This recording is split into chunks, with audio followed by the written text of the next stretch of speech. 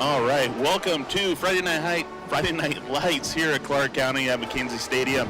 I'm Ryan Vassbinder, joined up here in the booth, returning from a season-long absence, Rodney Lawrence. Rodney, welcome back. Hey, welcome back. Thank you for welcoming me back.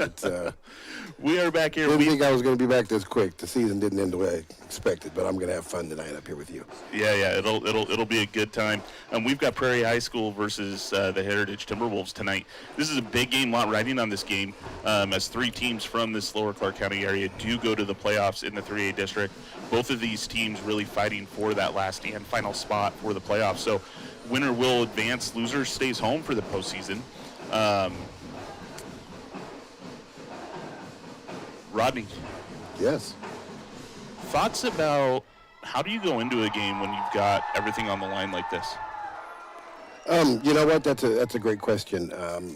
I got to experience it a lot this year when I was coaching, but it's mainly about the preparation and practice all week. It's and that when you come out here, you feel real comfortable about everything that you're going to do, everything you've talked about doing.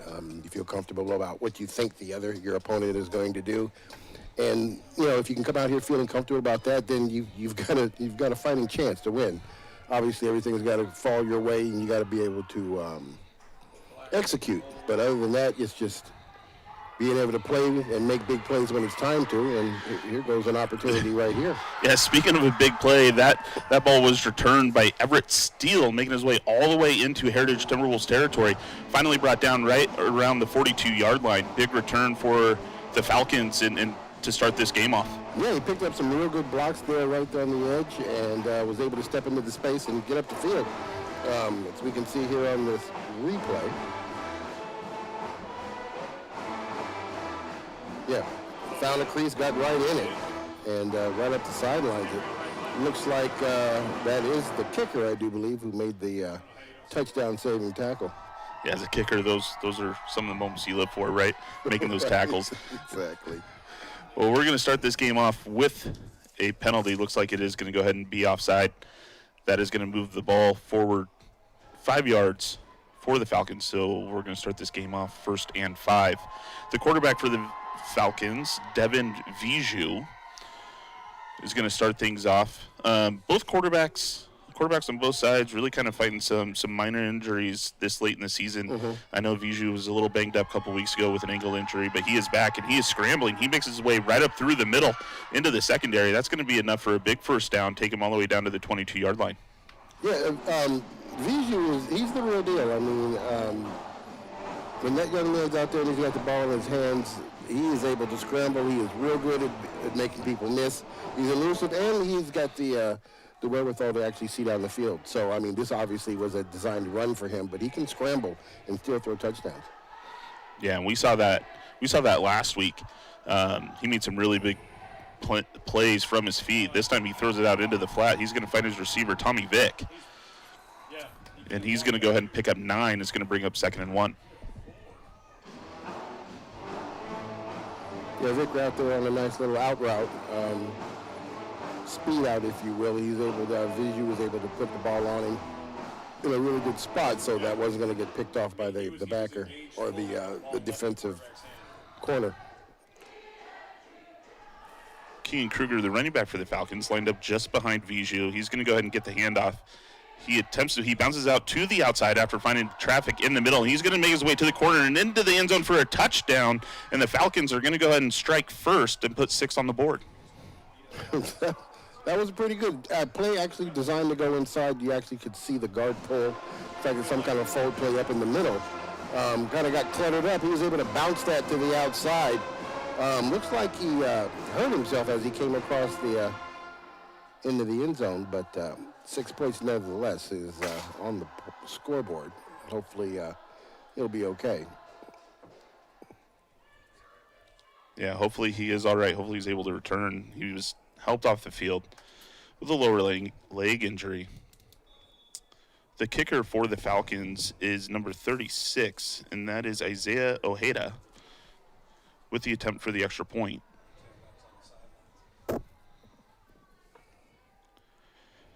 The hold is good, and the kick is good after it bounces off the upright and into the middle. So that brings the total to 7. There you go. I don't know. Here's the replay here. Here's the replay. Touchdown. Yeah, you see Kruger. He's able to just bounce out to the outside. Yeah, it looked like he just rolled it after he actually got into the end zone. And it looks like we might have had some a little drama here. Looks like that coach thinks that bounced outside. He's pretty upset about that, but nevertheless, the call on the field is going to stand. We lived through that ourselves. Yes, early in the season. So there's been a lot of drama. No matter how far you take that up the chain of command, it is a call that stays on the field, whether it is a good one or not. So the Heritage sideline is going to get a warning. Yeah, we have seen plenty of field goal drama here at McKenzie Stadium this year. The missed field goal, not to open up sore wounds, Coach, but the one involving Union at the beginning of the season was certainly the largest. Mm-hmm.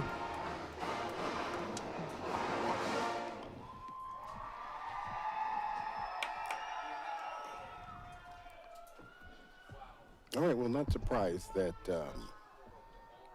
Prairie's quarterback, Devin, was able to just do, I mean, like I said, that's what he has been known for all year long is, I mean, you got to stop him. If you want to stop the Prairie Falcons, you have to stop that young man.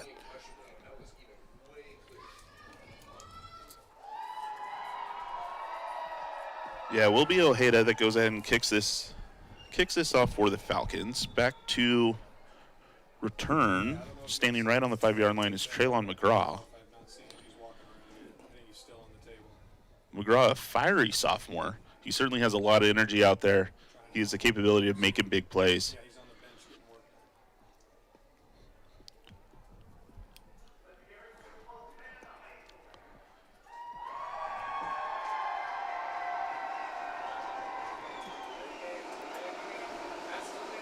There's no way it hits the 10. That hit them. That hit them. So Prairie attempts an onside kick, and it's going to turn up. It should turn up unsuccessful, as it looks like it bounced and hit the kicking team before it went 10 yards. So that's going to give Heritage great field position to start off their drive as they come out. Heritage, this has been a season that they started out 5-0 for the first time in school history. Yep. They've lost the last 2. They're currently sitting 2-2 in league play. I mean, this is as big of game as they could really want at this point. I mean, they win this game, they make it into the playoffs for the first time since 2011. I mean, it's almost a 15-year drought. Yeah, it's been a while. I mean, and this replay. The ball does get touched before it gets to the 10. There's the penalty flag. Yeah. No, you get the ball where he touched it. So you can actually hear one of the Heritage coaches in the background. Yeah, but you should get the ball. And it looks like that. Onside kick to their heart's content. And it looks like it's going to be handled a little different than when people think. So actually, what they've done is just backed them up 10, and they're going to make them kick it again, as opposed to giving the ball to Heritage where the ball was touched. My only concern, and I didn't see, I mean, when they threw the flag, I didn't see the call. I mean, could it have been that offside occurred before the ball was snapped, and that's actually what the call was? That's definitely a possibility, too. I did not see that and didn't look at it that closely when we saw it. I didn't either. So, nevertheless, they are the ones down there on the field, and we are going to go with what they say.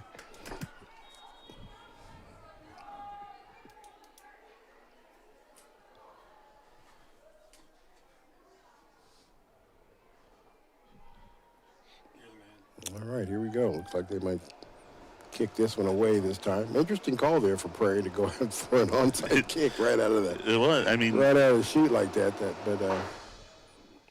Yeah, this one is going to be fielded by McGraw right at the 20-yard line. He makes his way up the middle, bounces out to his right, trying to find any type of space. He finds a little bit, makes it towards the outside. He's ultimately brought down right at their own 49-yard line. Looks like it might be spotted at the 50.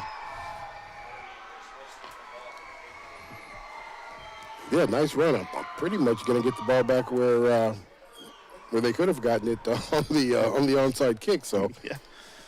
All things being equal, they're right there where they need to be, 50-yard line. What do we have?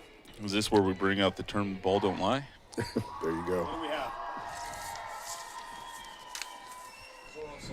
So the quarterback for Heritage is going to be Owen Daly. Daly really has kind of split some time between him and Devon Granville, and we'll see if both quarterbacks get an opportunity to play tonight. But Daly is going to go ahead and get the start, and he hands this one off to KJ Clark. Clark bounces out to the left side, not quite able to go ahead and escape the grasp of the tackle. That penalty flag out there looks like it might have been a holding as he's trying to seal the edge, and that's exactly what it looks like. Yeah, so what looks to be maybe a 4-yard gain is going to end up to be in a loss of yards.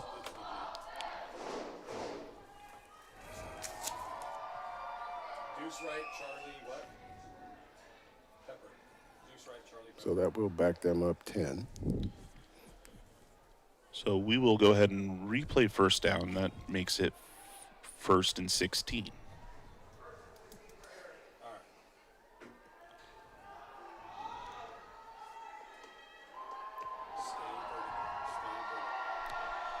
Daly's got KJ Clark lined up just off his left shoulder. He does hand it off to Clark. Clark trying to find any type of room, and being unsuccessful, he's going to be brought down for an additional loss.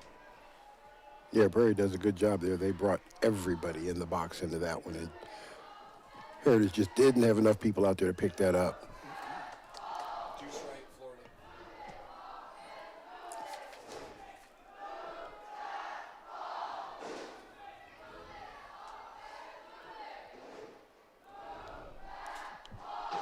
So that brings up 2nd and 18. Heritage moving the wrong direction on their initial drive. Daly tries to air this one out to McGraw, and that ball's going to be just overthrown, and it's going to fall incomplete. Nice coverage there by the DB on that play. Pretty much had him blanketed. Quarterback did a good job trying to throw his man open out there as there was some room to get that to the sideline, but just out of reach.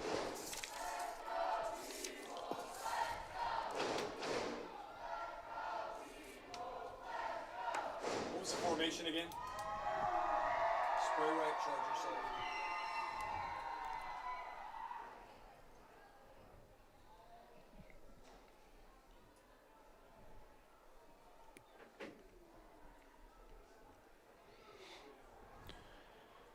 All right, so Daly's got a 4-receiver set here. He does look for Dakari Bradford. Bradford able to make the catch. It's going to be a gain of about 10, and that's going to bring up 4th and 8.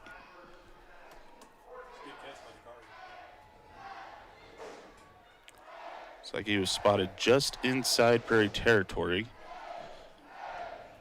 So 4th and 9. Unfortunate they weren't able to take advantage of that real good run back there. Prairie defense did a good job of having an answer for all the plays that they ran up to this point. Yeah. The punter for Heritage, Omar Ramirez, stands right at the 38-yard line. And he's going to go ahead and get a good punt off. It's going to be fielded right around the 15. And that was Tommy Vick. He's ultimately brought down at the 27. So Prairie's going to go ahead and take the ball over, starting on their own 27-yard line. Heritage unable to match the score that Prairie put up on their first drive.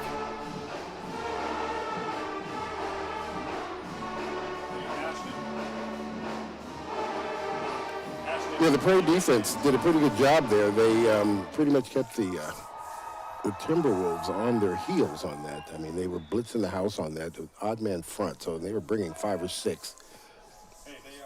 And they just had a tough time picking that up. Yeah, Viju's going to go ahead and hand this one off to Sam Watts, number 26 for Prairie. And he's going to go ahead and get a gain of 6. And that brings up 2nd and 4. He stayed on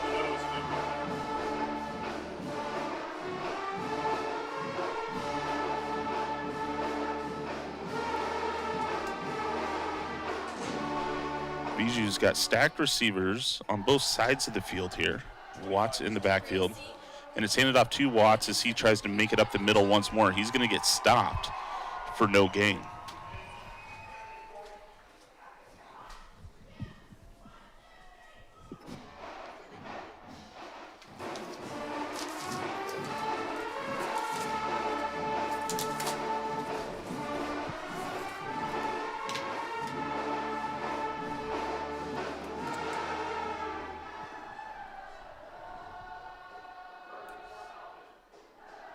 All right, 3rd and 4.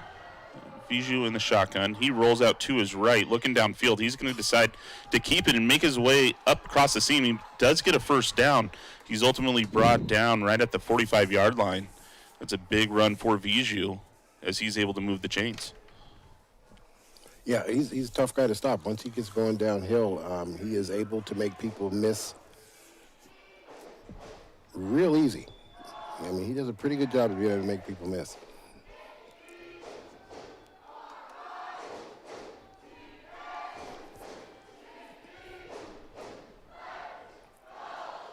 Viju's going to hand this one off to Watts, and Watts going to get stopped for a loss of 1.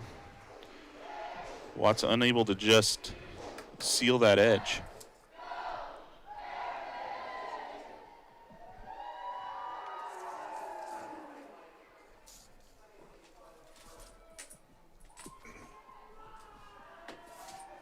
Looks like that was Noah Gannon who was able to come up there and stop him right there and create that 1-yard loss.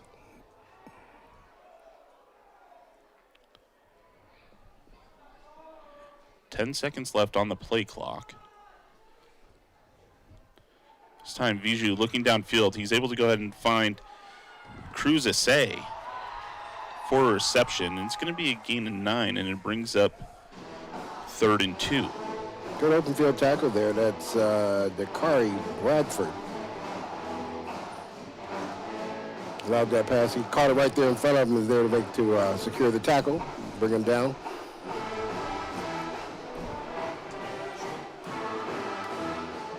Hey, one thing when he's on Zorro, go ahead and let him know to stay vertical. He posted it was a loose run, but I think if he stays vertical, he goes. If he stays on that down block, they're going to overrun it, and he runs right behind him because they were pursuing. This one's handed off to Watts once more. Watts finds his way up the middle. He's upended ultimately at the 39-yard line. That's going to be enough for a Falcon first down as the Falcons continue to just move the chains methodically halfway through this first quarter. And that's the safety, McGraw, coming up strong on run support to undercut him.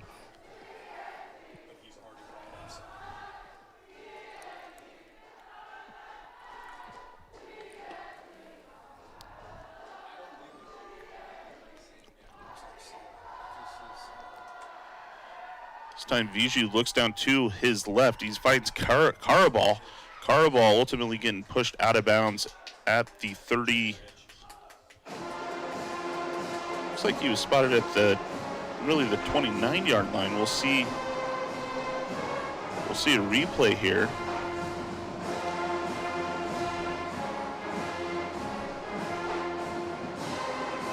Nice catch, run through that initial contact, but it looks like there was a flag on the field. I didn't actually see the flag at that time. I didn't either. But they did back the Falcons up 5, so we're going to go ahead and replay first down.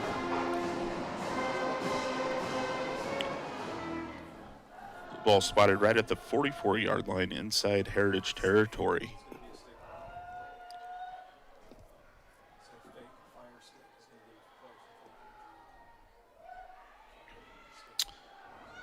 Viju finds Jackson Kimball. Safety McGraw there for the stop.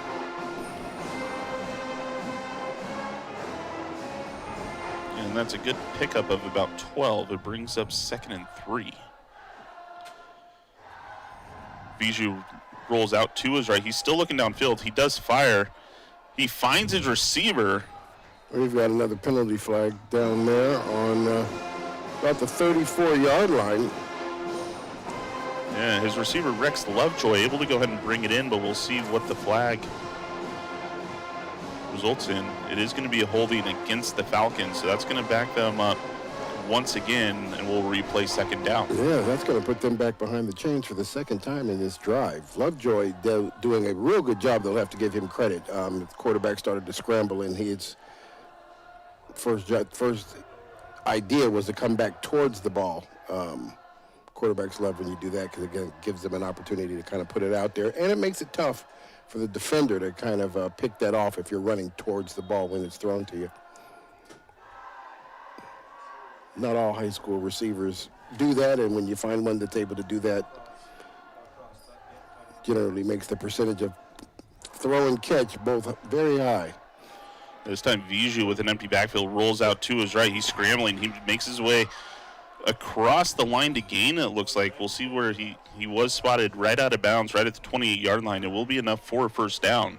Another big scramble from Bijou.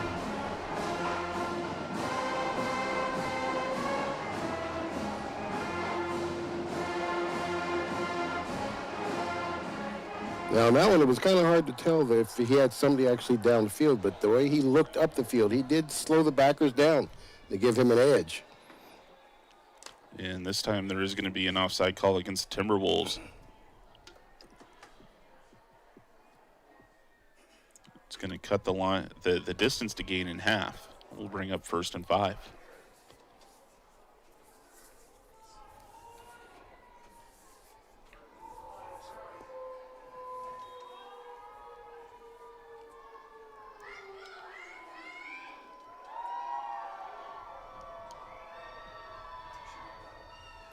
Bijou hands this one off to Watts. Watts tries to find his way out across the right. He's going to get a gain of just a couple before he's brought down.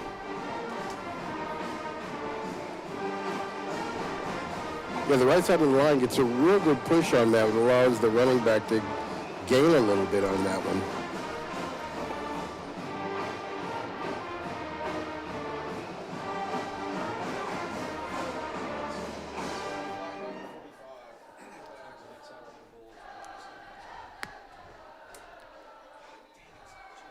Oh, they got him on to jump again.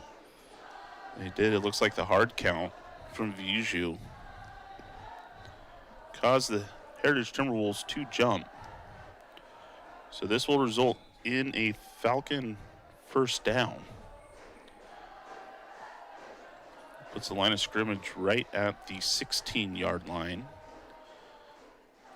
inside the red zone.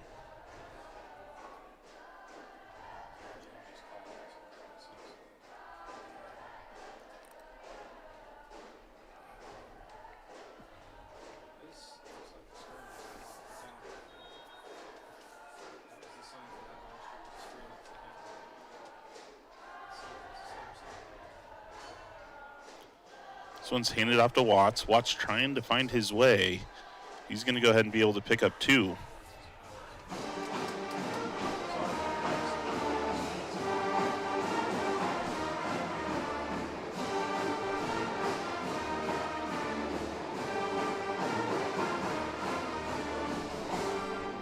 Prairie's offense here definitely in control, even with the 2 big penalties on this drive, and with put them behind the chains. And they were still able to be successful to get 1st downs consecutively. Props to the quarterback there for being able to make those 2 big runs and 1 big run and 1 big throw. So Yeah. his arm and his legs are definitely the reason why these chains keep moving down the field. Yeah, for sure. So that was Watts on the carry once again. He's going to go ahead and pick up another 3. That brings up 3rd and 5. I mean, one thing to talk about, you're talking about in control. I mean, through the entirety of the 1st quarter, we've only seen 3 possessions. Yeah. Prairie has held the ball for the most of this 1st quarter. It looks like there is a personal foul penalty that's going to be called against the Timberwolves. So that's going to result in half the distance to the goal, and that should bring up. The ball's going to be spotted right at the 5-yard line. That is enough for a first down. That's going to be first and goal for the Falcons.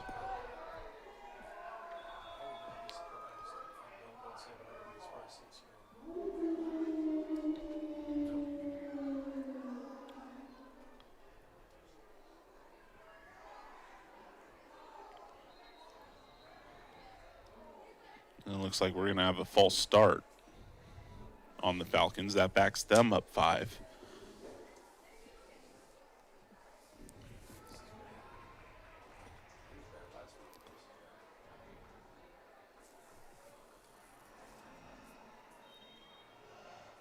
So it looks like not everybody was set when the man went into motion.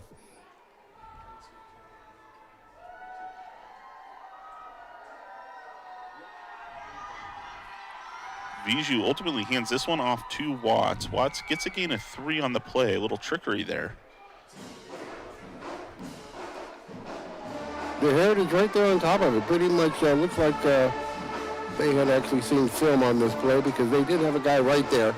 Running back did a great job kind of blowing through the arm tackle there to get some extra yards on it, but they did have a man in place for that play, so.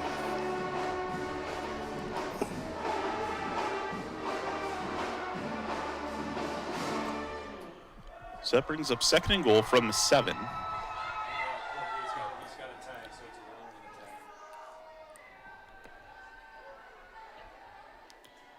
Bijou keeps this one, and he tries to find a couple lanes. He makes his way to the corner. He dives for the end zone, and he is going to make it in. That's another touchdown for the Prairie Falcons. That extends the lead to 13-0.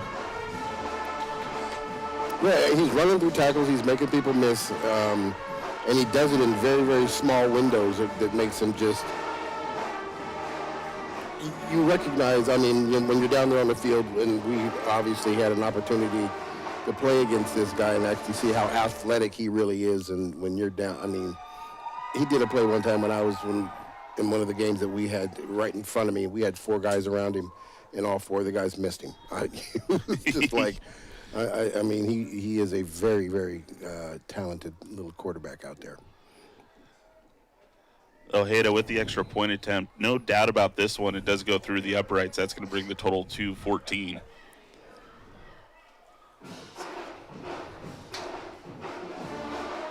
See the replay here. Bijou just sidestepping all over the place, Yeah, and he makes his sure way is. to the corner.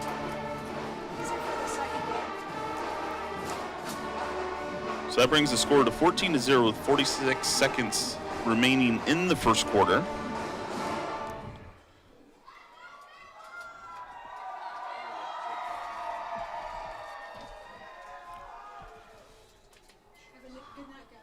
Traylon McGraw looking to return the kick for the Timberwolves. This will be the Timberwolves' just second possession of the game so far.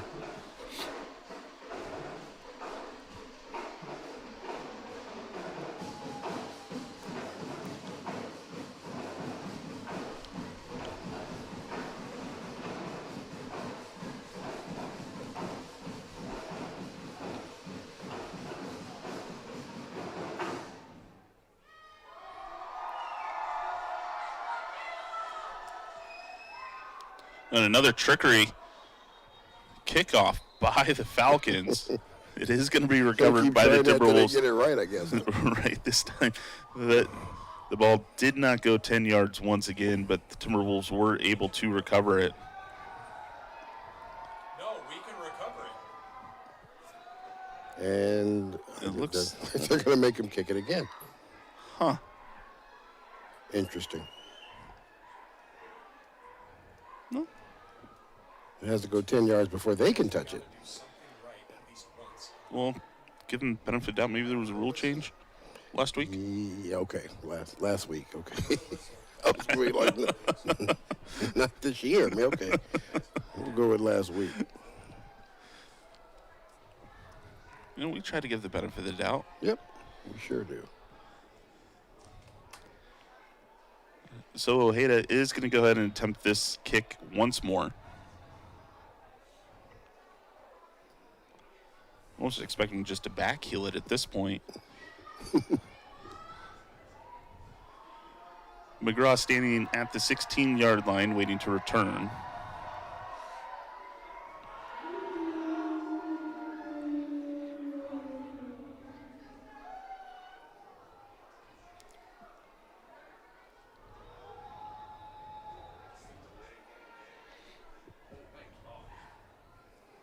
And we've got a flag on the field. Let's see what we got going on here now. Come on, guys. They're going to move the ball again, and they're calling delay a game on Prairie. So that'll back the ball up another 5.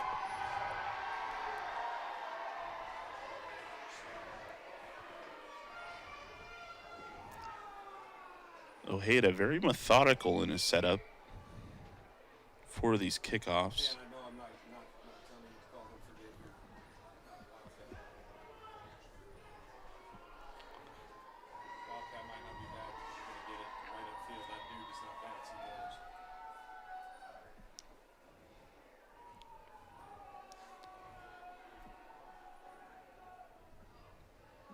He knows. All right, and we are ready to go.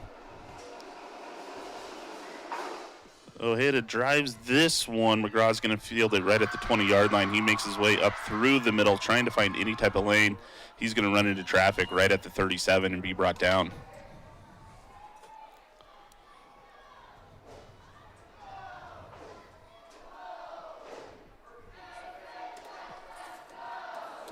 So Heritage is going to start their second possession of the evening at the 37-yard line, 1st and 10.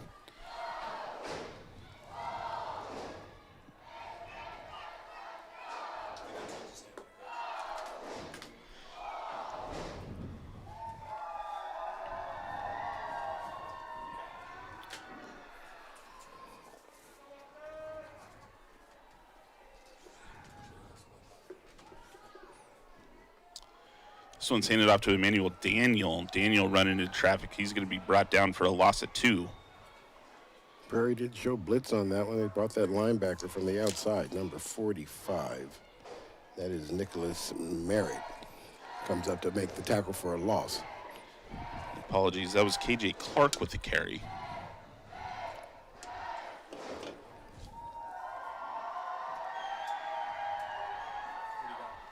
Clark's going to go ahead and check out of the game. In checks in number 23, Tua Va.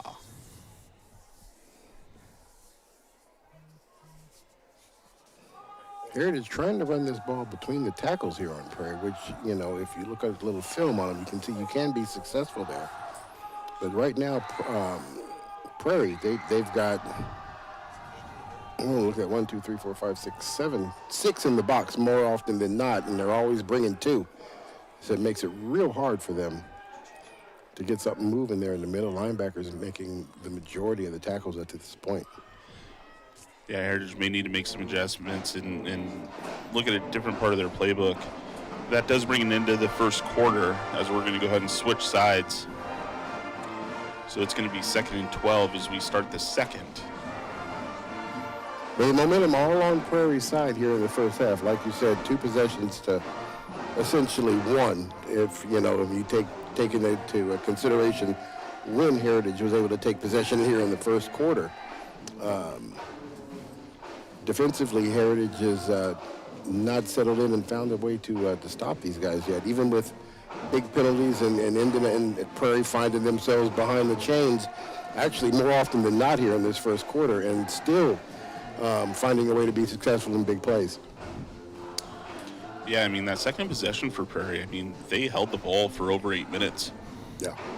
And so, I mean, being up 2 scores, if that's their game plan and they continue to do that, Heritage has to find a way to go ahead and move the football.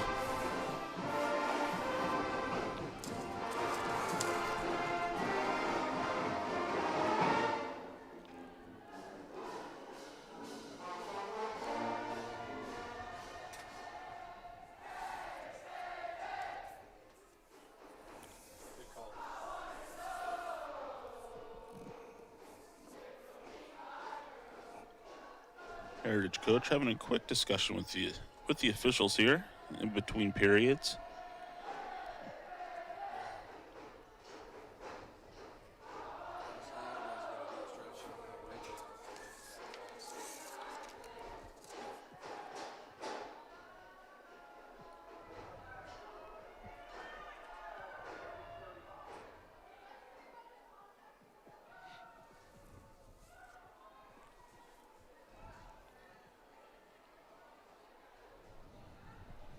All right, looks like Coach said his piece. We're going to go ahead and get started. All right, Daly in at the quarterback position for the Timberwolves has Va lined up just off his right shoulder. Daly drops back, looking downfield, fires one over the middle. It's going to be caught by Traylon McGraw.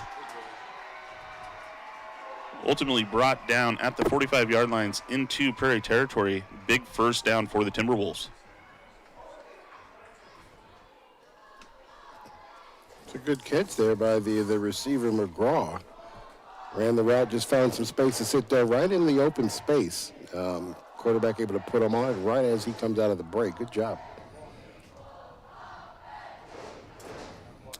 This one gets handed off to Va. Va tries to break away over the outside. He's going to get stopped for a loss of 1.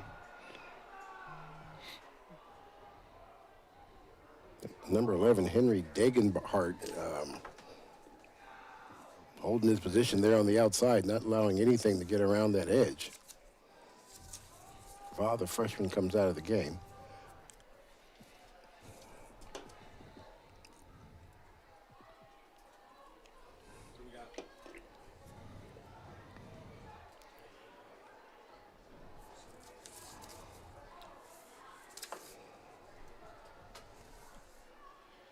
Daly rolls out to his right, taking a look downfield, fires across to the sideline, finds Krupkuk. That's going to be another gain of 14 and brings up another first down for the Timberwolves. Good offensive play there by McGraw, allowing his receiver buddy out there to be able to get some extra yards as he tries to push that to the outside and get up to the field.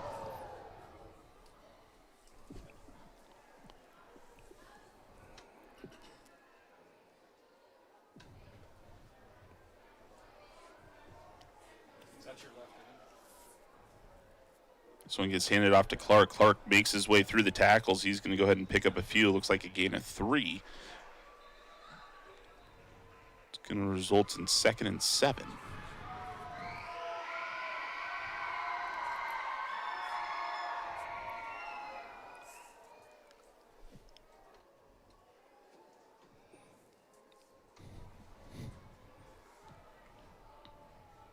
McCray and Merritt there to make and Merritt there to make the tackles. McCray lost his hat, so he'll have to come out for a play.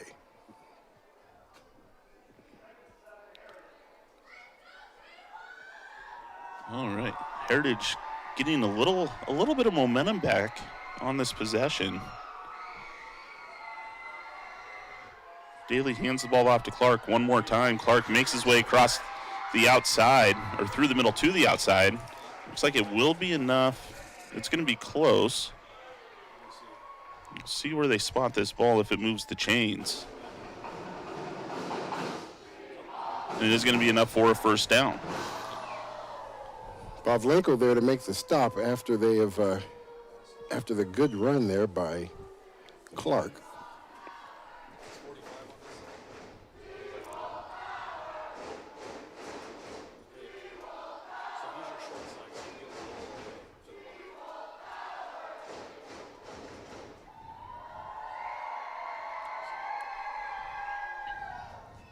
Daly rolls out to his left, off his back foot, trying to find McGraw over the middle. McGraw not able to go ahead and bring that one in.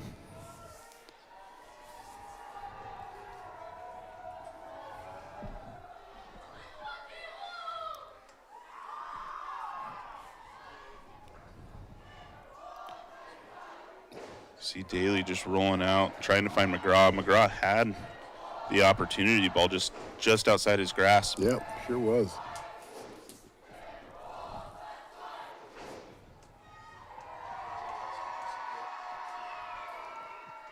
Brings up 2nd and 10.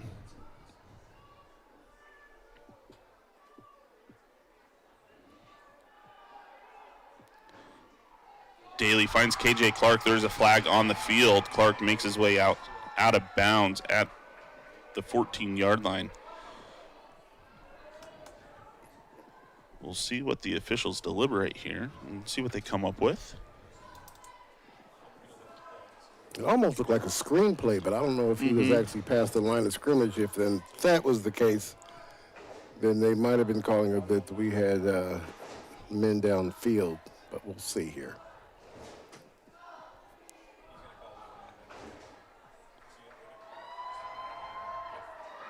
And that's exactly what it was.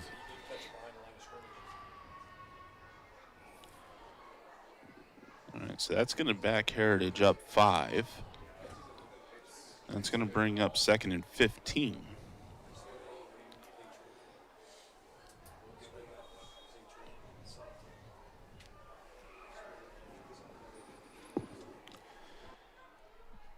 Daly running the play in from the sideline.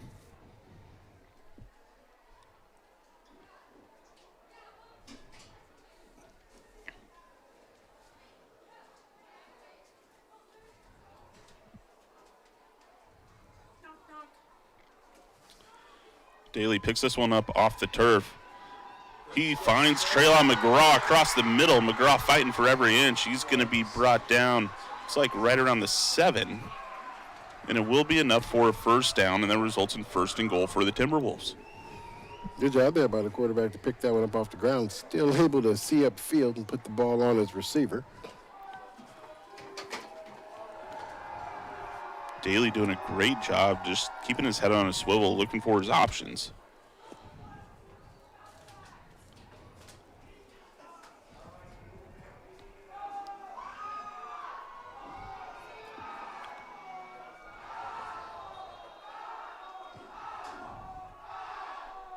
I told you he was going to get a timeout. They're running. Let's see what they do. All right, so Prairie calls a timeout. Oh, sorry, I shut up. Heritage coming out in an unfamiliar formation. Looks like Traylon McGraw was standing in at the quarterback position for that play before the timeout was called.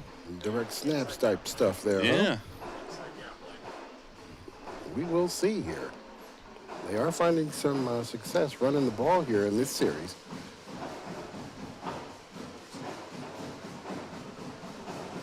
Looks like kind of drawing it up and picking up the blitzes here a little better than they were earlier. Giving its running back some room to run.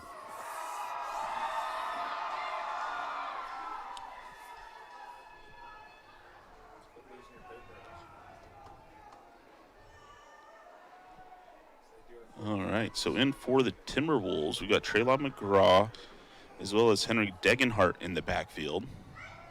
In addition to that, I'm sorry, it's Braden Oster in the backfield.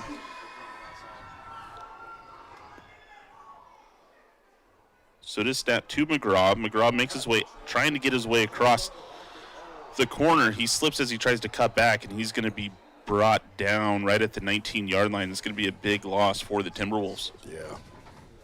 No, but if he goes upfield, it's there. It looks like they were all over that. I mean, they're pretty quick on the edge. It's kind of tough to get around the edge on those guys. Looks like they had kind of their powerhouse package in the game there, and still weren't able to find that edge. Good job there by the Falcon defense. Yeah, so that brings up 2nd and goal from the 19-yard line. Daly checks back in at quarterback.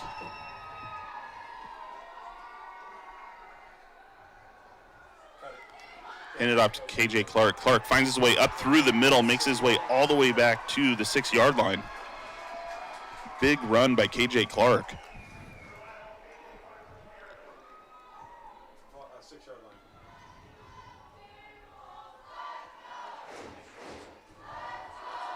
Clark just cutting his way up through the middle. Yeah, nice job navigating through the sea of Falcons defenders there.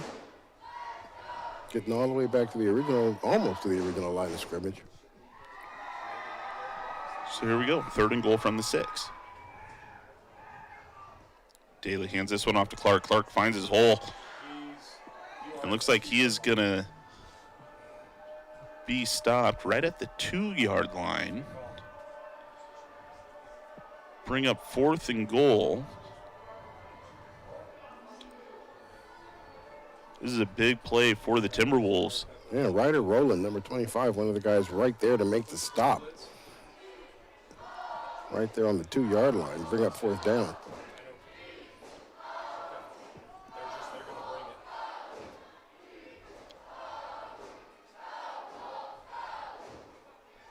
Let's see here. Heritage going to run this in. That's what it kind of looks like. Yeah, the ball is given to Clark. Clark tries to bounce to Bounce the it, outside, and he and- finds his way into the end zone for a Timberwolves touchdown. That put 6 points up onto the board for the Timberwolves. Heritage's best series of the night. Definitely. Looks like they may have figured out a couple of things. Good job there. Good running by the running back, and looks like the offensive lines are getting a push. Yeah, for sure, for sure. Omar Ramirez with the extra point attempt for the Timberwolves.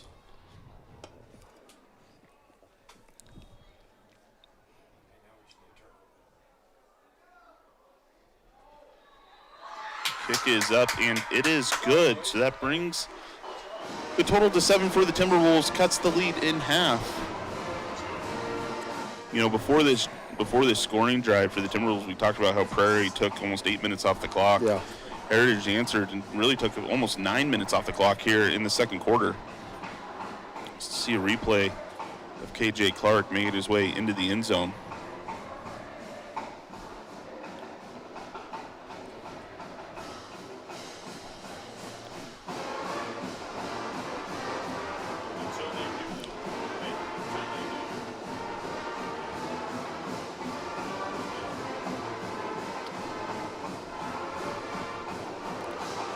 As we're awaiting this kickoff, just want to say thank you to those of you watching on Comcast Channel 328 and on the Evergreen Public Schools YouTube channel.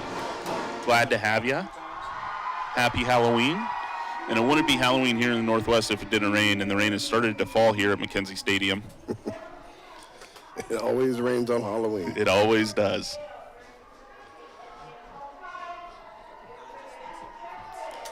And it is coming down.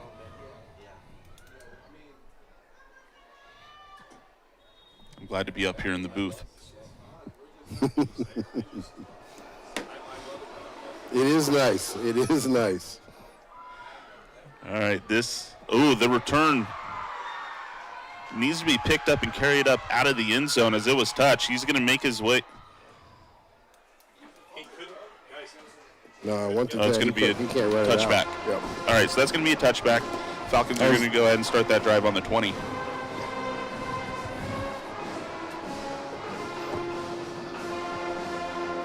I guess I couldn't hear the whistle from way up here because I was like, why is he running that out?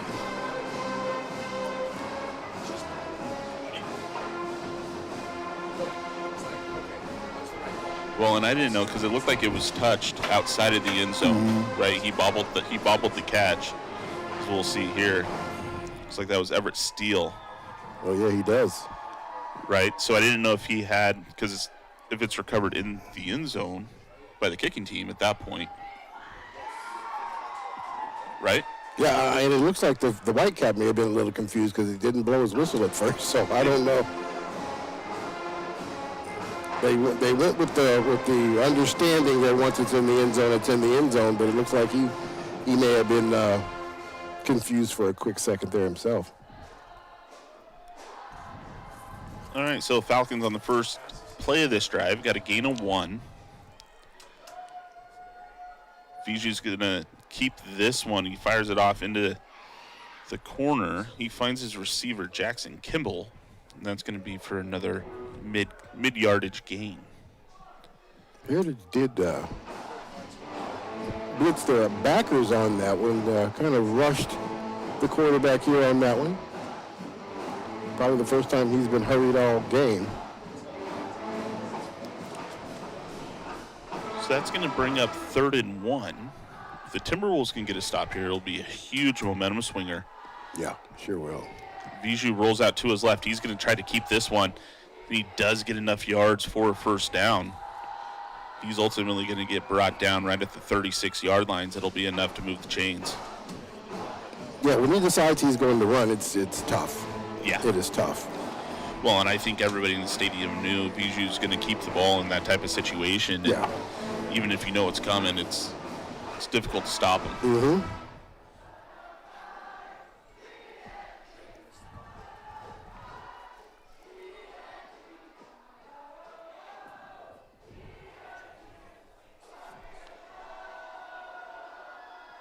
Biju hands this one off to Watts. Watts makes his way through the middle. He's going to pick up a gain of 1.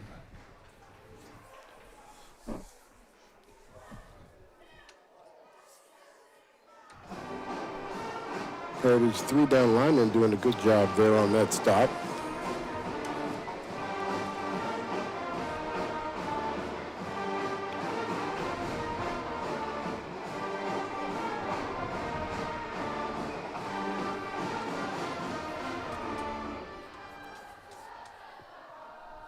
Some kind of cross. Biju dropping back, looking to his left. He decides to scramble out of the pocket, up to the middle, out to the sideline. He's going to be ran out of bounds right at, looks like the 50-yard line. Another outstanding run by that young man. I mean, just, you know, he went through contact. He was, I mean, he had a hand on him about 5 yards past the line of scrimmage, ran right through that, found some room out there on the edge, and then sprinted for the first down.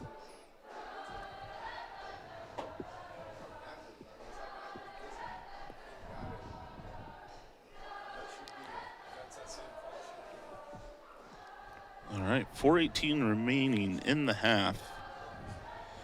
Biju hands this one off to Sam Watts. Sam Watts makes his way across the 50-yard line to the 47 for a pickup of 3.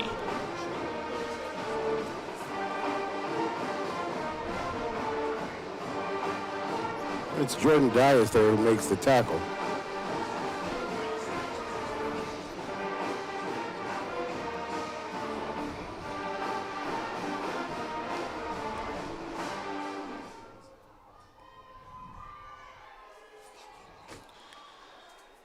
And the Falcons are going to go ahead and draw the Timberwolves offsides. That's going to give them another 5 yards, bring up.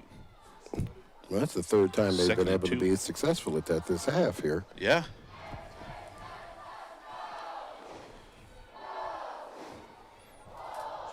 Yeah, that moves the ball to 2nd and 2.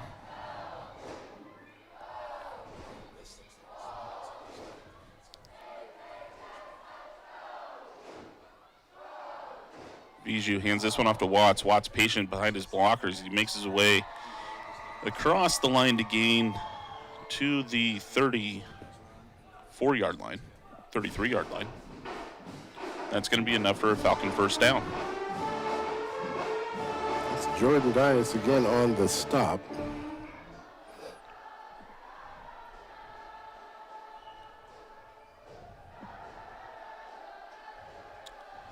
Watts again on the carry.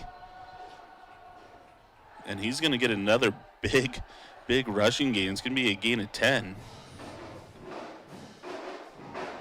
And that's going to move the chains. Yeah, nice little run there. Looks like the, not quite sure if that was the tight end or the tackle once the play got started, but he comes down the line of scrimmage with a nice little kick-out block, and the running back cuts right underneath that. So they got it figured out right now.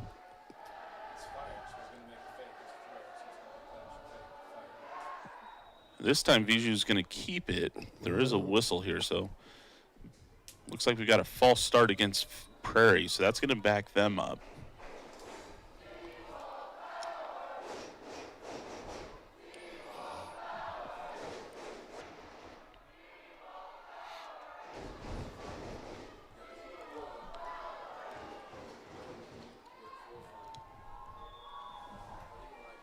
See the replay here. Did you see who the move on? Yeah, it looks like that was number 2, Jackson Kimball. So 1st and 15. Biju dropping back, scrambles out of the pocket, up through the middle, and he's going to get a gain. Looks like of about 10. Yeah, nice sidestep there to make a man miss, get some extra yards out of it. That's going to go ahead and fix. Yeah, we are under 2 minutes remaining.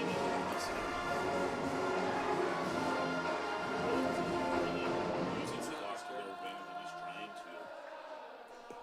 There's been one defensive stop so far, and that was the Falcons stopping the Timberwolves on their first possession.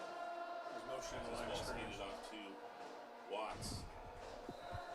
And Watts is going to go ahead and get it up for the first down.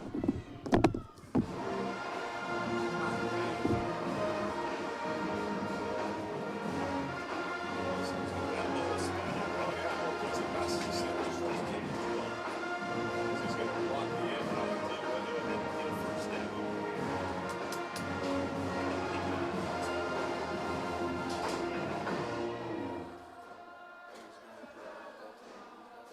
Is it raining?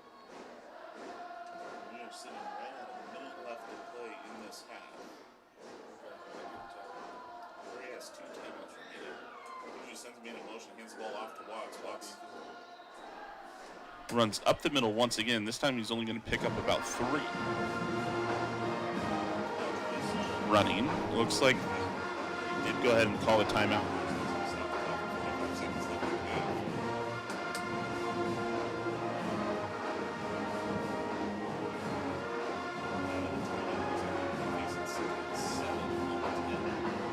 Second and 8 on the 10.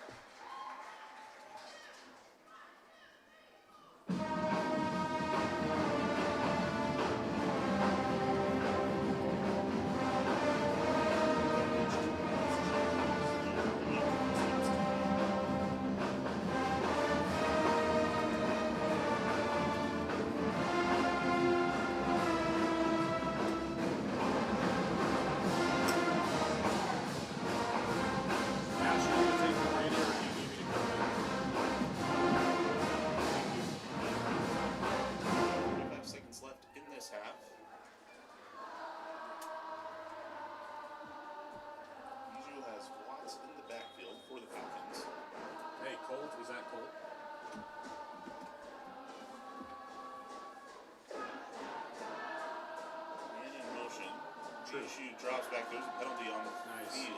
Nice. That pass falls incomplete.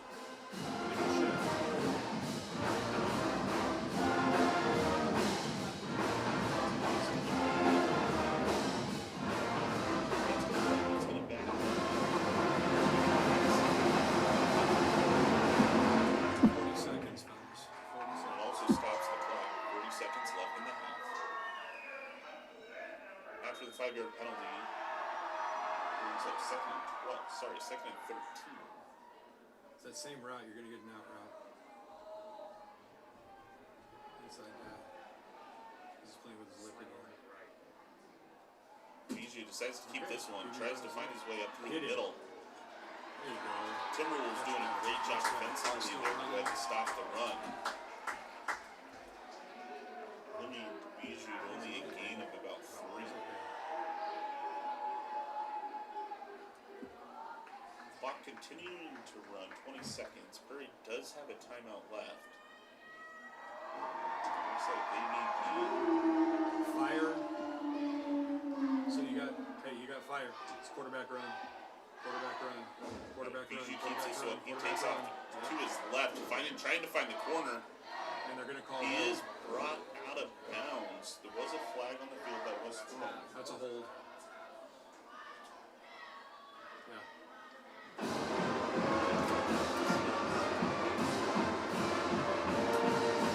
There's no time on the clock. It's on them. We'll see as things are sorted out here. Yep. Holding on them. This is a hold against the Falcons. They don't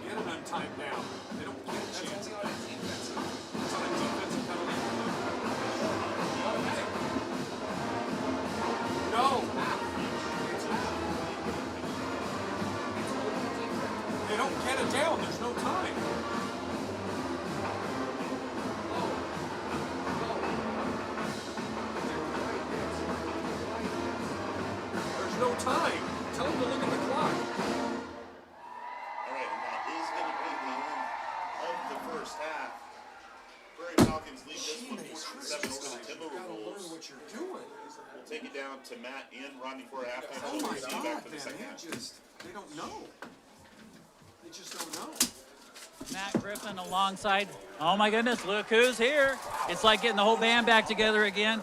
Rodney Lawrence joining us for a halftime show for the first time this season. Rodney, of course, wasn't on our announced team until tonight because you have a new role this season. I think we've talked about it a couple times. And what is that, Rodney? Happy to say I got back into coaching. So I'm running back coach for Union High School. We'll talk about that in a moment. But first things first, Prairie up by a touchdown over the Heritage Timberwolves. The rain has really started coming down in that second quarter.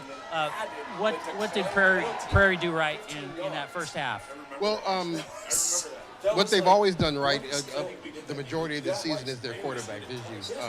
Hope I pronounced the man's name right. But I tell you what, being able to stop him has been a problem that every team that's come up against Prairie this year has had to deal with, and he is not a very easy young man to stop. I understand he was hurt a little while ago. He seems to be back full stride right now, and between him and the running back, they have pretty much dominated the first quarter, at least in almost the second quarter as well. Heritage certainly not out of it. What does the Chalk Talk look like for them? Because they went 6-0 for the first time in program history, and then lost a couple. But they're back again tonight and not out of it. What's that Chalk Talk look like? Not at all. And it looks like they're right at the end of the second quarter there. You were seeing that they were able to limit the amount of yards that the Prairie quarterback was able to get. I mean, being able to stop him all flat out is going to be tough, but stopping him at 3 and 4 yards as opposed to 7 and 8, 9, 10, 11, and 12 is going to make a difference. It's going to, give them just some opportunity to make them be on the field with more downs, and just, and give the defense an opportunity to make some good plays against him. Well, and we talked about that just before we came into the halftime show. Right. I mean, that was a good goal line stop. Sure was. For the Heritage defense. You think they're going to take that into halftime and say, hey, keep doing that? Well, yeah, that is a good thing. It's working for them. Another thing, that Prairie has got a lot of penalties. That they have played behind the chains a lot in the first half.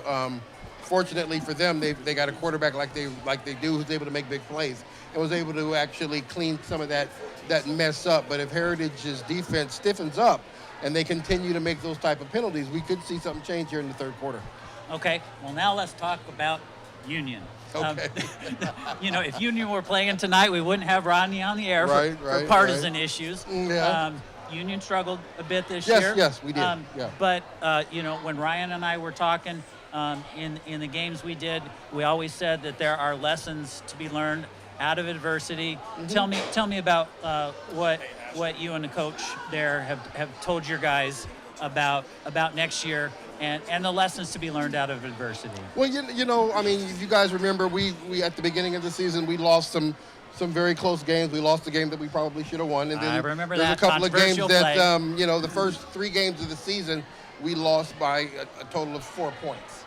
And what it is just one of the things that we wanted to help our kids understand is learning how to finish a game, and just being able to, when you're there, when it's time to make the big play, be able to make the big play. And that's something that we're going to continue to work on. We've got a bunch of young players. I am really excited about what the team is going to look like next year. Yep. And we're going to keep working off season, and we're going to come back with a better look this year, I hope. Well, and we've talked about that. I'm a longtime track and cross country coach. Yeah, you know that, and I'm sure the adage is the same in football. There's always another game. Yes. There's always another race. Yes, that is true. That is true. So we're looking forward to it. It was unfortunate how it ended this year, but the kids are resilient. They'll bounce back. And, they're already trying to find their ways to get back into the weight room. The young guys are really, really talented. And we're going to give it a run next year, and hopefully it'll come out better. All right. Well, Rodney Lawrence and Ryan Bassbinder in the booth, bringing the band back together. So we'll have Rodney back for halftime of our second game, which will be Evergreen versus Mountain View. Right now, Prairie is up by a touchdown, 14-7 over the Heritage Timberwolves. Right now, I want to talk to you about the Mountain View High School Jazz Band. To use a sports analogy, they have been invited to play the veritable Super Bowl of high school music educators conferences. You can throw to your middle guy.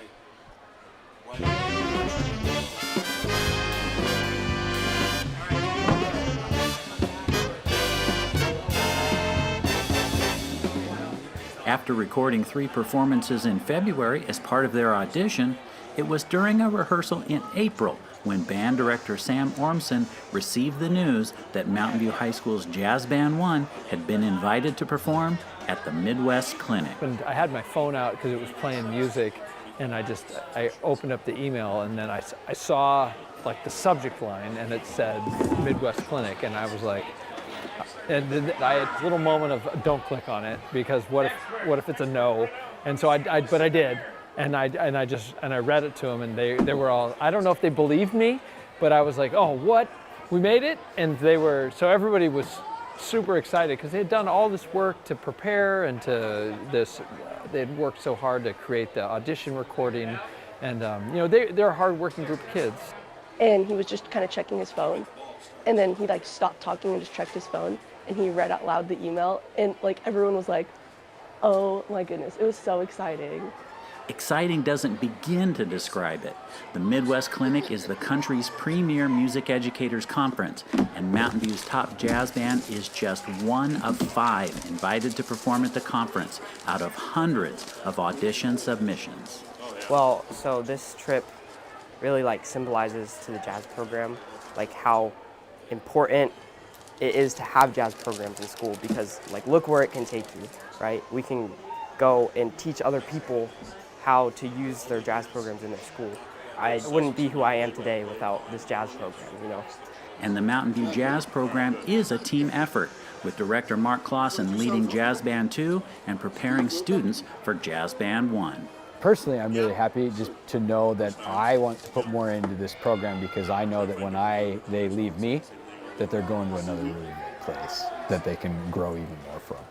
And it makes me very, very grateful for my students and for Mountain View and Evergreen that the infrastructure and that what we do is possible. I know it's not just me doing this, it's the students and the families and the other teachers in the district who started these students on their instruments. So it's a very holistic, there are many, many pieces, and we might be the leaves of the tree, but I totally understand the roots and all of those other pieces that went into it. So there's a lot of gratitude for everything we get to do. Evergreen Public Schools activities levies help fund music programs in our schools, but this trip is beyond what levy funds can pay for. The total cost of the trip to get 20 students, 3 staff members, and 2 parent chaperones to Chicago is about $37,000 for airfare, ground transportation, hotels, and food. The band does have local and national business sponsors, but is looking for more donations to blunt the impact on families. So it is still a financial burden on those individual students. And they're fundraising as well at the individual level, and they're working hard to do all of that. But it is such an honor that I want it to be possible for all these students. Trumpet player Claire Hagley says this isn't your run-of-the-mill field trip. They're going to showcase Evergreen Public Schools' outstanding music programs to the world. It's a lot of things. First of all, Midwest is one of the biggest band clinics in the nation, and there's every state represented. Not only that, but there's international representation. So I think us being one of 4 or 5 jazz bands to be able to perform and showcase music for educators just shows how much our program contributes, and not only in the state but the nation. If you'd like to help make this once-in-a-lifetime performance possible, you can make a tax-deductible donation at mvim.org/Midwest Clinic and click on the Donate Today button. You can also reach the website with the QR code on your screen. Congratulations to the Mountain View High School Jazz Band 1 for being invited to the Midwest Clinic. For the record's sake, they are only the 4th or 5th, I believe, band from the Northwest invited to the Midwest Clinic in the Midwest Clinic's 79-year history. So it's quite an accomplishment. They will be performing on December 18th there in Chicago, and as soon as we get photos or videos of their performance, we'll bring them to you. We are just a couple minutes away from halftime, or from the second half of the Prairie Falcons and Heritage Timberwolves matchup here at McKenzie Stadium, and we'll have more action for you in just a couple of minutes. Calling all student athletes in Evergreen and Battleground Public Schools. The Mark Rigo Athletic Scholarship Fund is accepting applications. Mark Rigo was a beloved football and track coach who passed away in 2018, but left behind a legacy. The thousands of student athletes he pushed to become the best versions of themselves and pursue their dreams. His whole thing was the power of one. If he could just do one thing each day for one person, he's made an impact. If you are heading to college or a post-secondary trade school and have taken part in sports in Evergreen or Battleground Public Schools, Rigo's legacy can also help offset some of your college costs.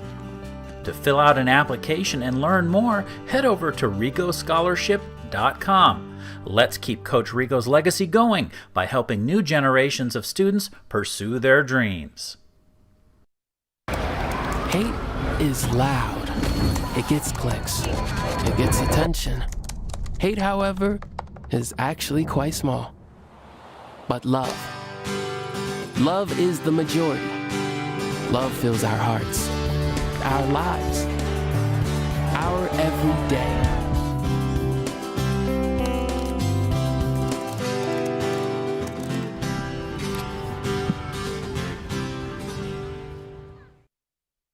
Whether it's our stories, the warmth of our laugh, or our family's secret sauce, we all bring something different to the table. So make some space. The power of connection is waiting right outside your comfort zone. Learn how you can help strengthen your community at belongingbeginswithus.org/teamup.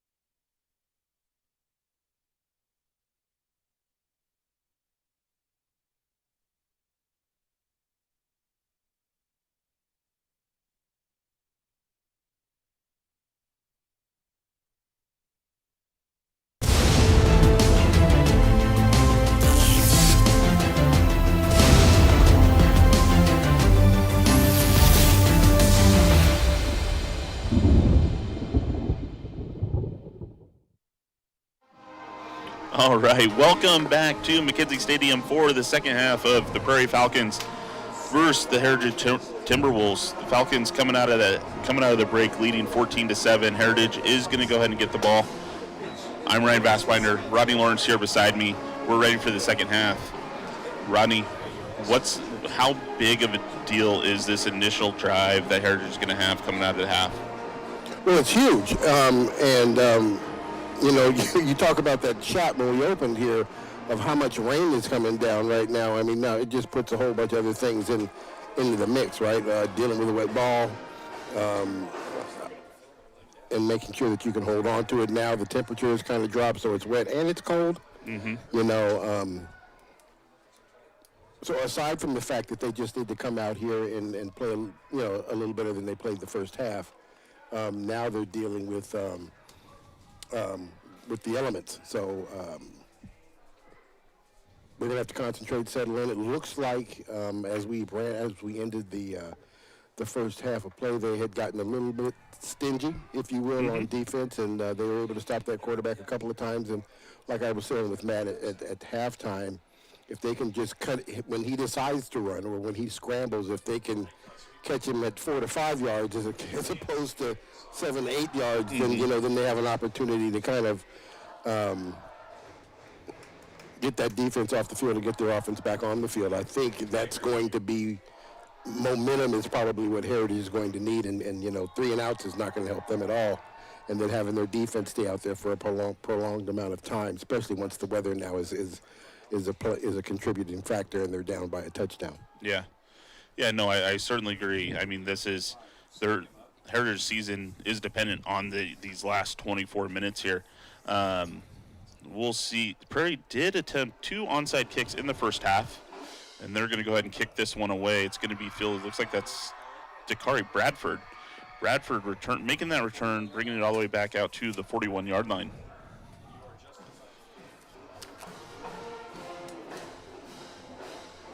Yeah, they tried that onside kick twice in the first half. Didn't work in their favor.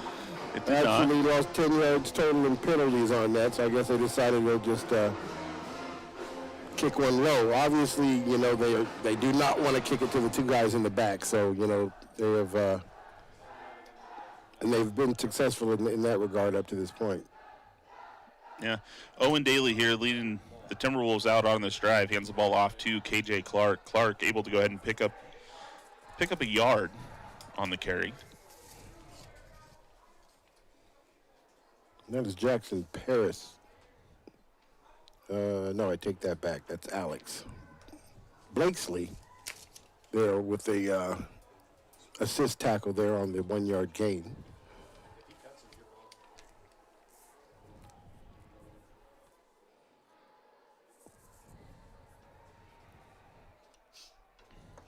All right, Daly's got 4 receivers up on the line of scrimmage.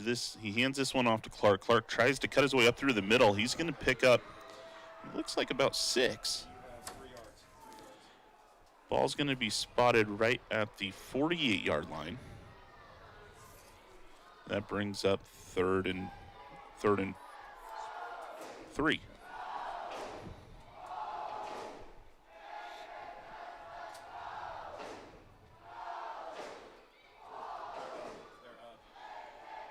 Prairie showing that they may end up bringing everybody here.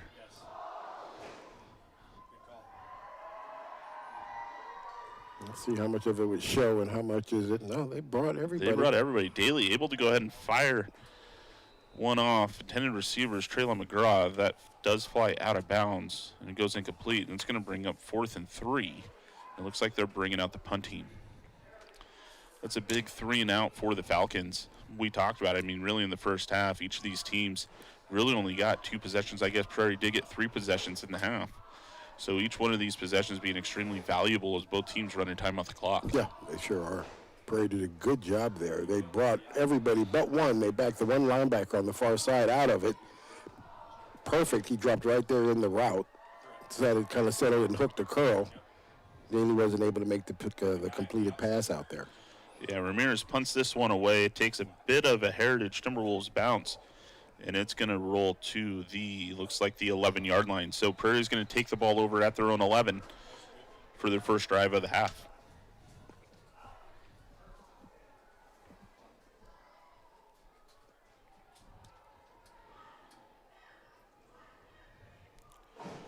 So we talked about it at the beginning of the game, but really huge implications with the outcome of this football game. The winner's really going to make it to the playoffs. Yeah. The loser is essentially out. So Prairie, I mean, they haven't been to the playoffs since 2019. Heritage hasn't been to the playoffs since 2011. So both teams are looking to really end their drought of making postseason football. Yeah, I mean, the cool thing is, like you said, both of these programs haven't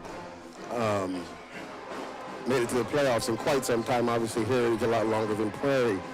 But the fact that these two programs are in a space now where it's one game away from being able to get into it, and that hasn't even been the case.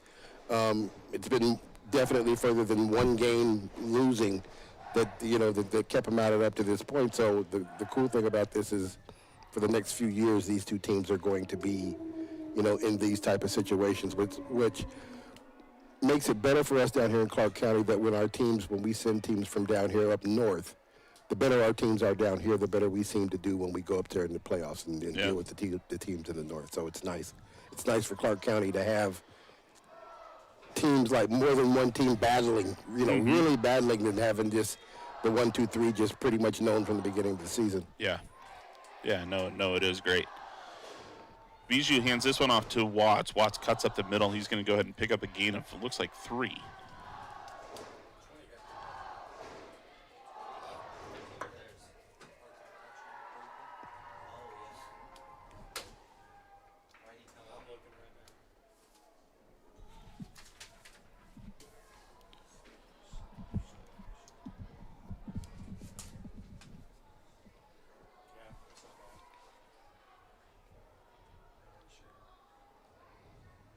Bijou hands this one off to Watts. Once again, Watts is going to go ahead and pick up another 3 yards. Nice cutback there on Watts. Looks like the front 3 for Heritage overloaded on the left-hand side. Had the nose tackle lined up over the left guard there. Running back noticed that, made a nice little cutback to get some additional yardage on that play. Yeah, I've been impressed with how Watts has ran the ball tonight. Not the starting running back.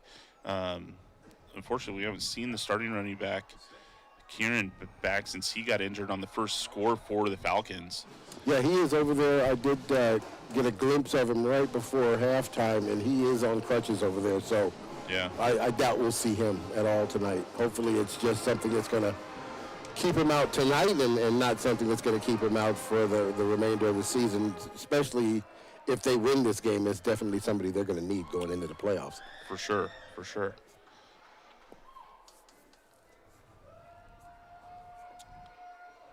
Oh, and that ball's going to be skipped off the turf. Bijou's able to go ahead and pick it up. He tries to scramble outside. He may be able to make something out of this. Ultimately, he is going to be tackled for a loss. And that ball's going to be spotted on the Falcon 31-yard line. Well, weather conditions bite the Prairie Falcons first. It's bound to happen. Let's see how they work through this.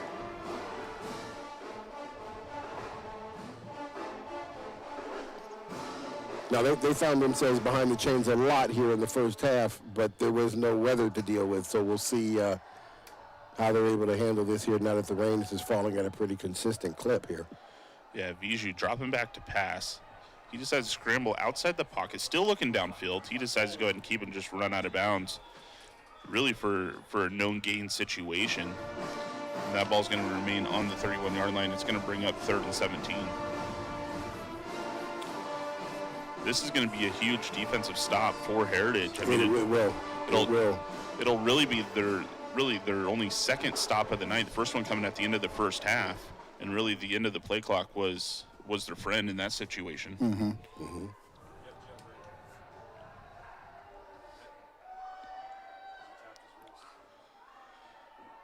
Bijou takes a little step back, finds the screen, He does complete the pass to number 45, Nicholas Merritt.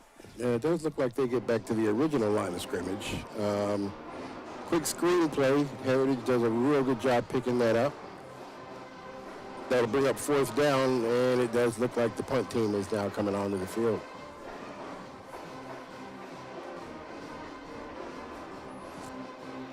Yeah, so it looks like they will punt this one away on 4th and 10.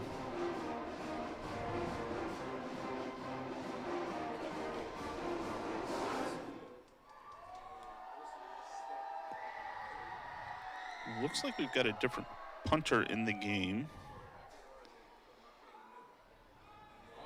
Oh, not a very good punt there. That is going to roll out of bounds. That's not a good no call.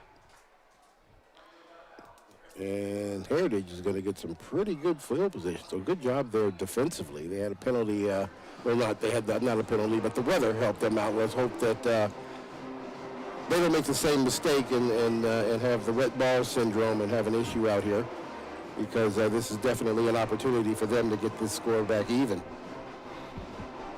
Yeah, you're certainly right. I mean, it was a good defensive stop. They got a little bit of help with the weather, like you said, and we'll see if Owen Daly can lead his team down the field with this possession. Daly hands this one off to KJ Clark. Clark bounces over to the outside. There is a flag on the play. Clark runs out of bounds right at the 49-yard line on the Prairie side. Looks like that's probably going to be a holding call. We'll see here. Yeah, with the location of the flag, I would agree with you. And it is indeed.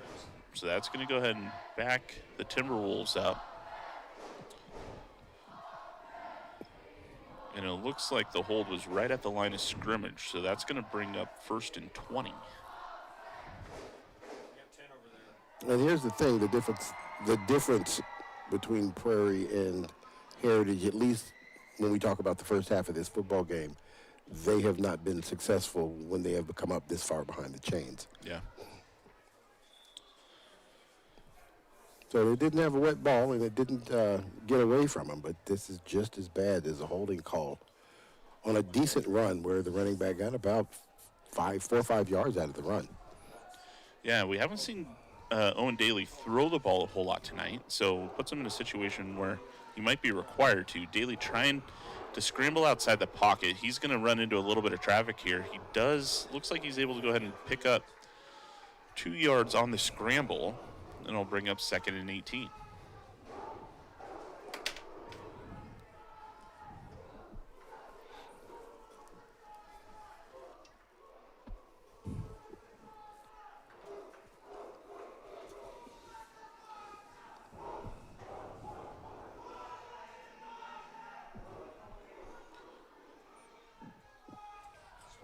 Wow, they're rolling that song there. Who let the dogs out? They're Aren't they? barking. Yeah, I never got the answer to that question. Who did let the dogs out? I don't think nobody knows, man. Daly drops back, looking downfield. And he's going to go ahead and throw this one across the middle. It's going to be intercepted by Jackson Kimball. Kimball making his way to the sideline. He's brought down at the 18-yard line. There is a flag on the play late in the play. Looks like Daly was trying to find Traylon McGraw across the middle. And it was just, Kimball did a great job of stepping up and picking that one off. Yeah, he dropped right underneath that. I don't even think the quarterback saw that when he threw it. Dropped right underneath it. I don't know if we picked up a replay on that one. We got a holding. Looks like it's after the interception, so they won't get it on the 20. And we'll see here. Daly's just, Yeah, he stepped right on. Yeah, he didn't see him coming at all. Great play by Jackson Kimball. Looks like the hold was at the 30, so that backs them up. So Prairie's going to take over after the turnover on Timberwolves' 40-yard line.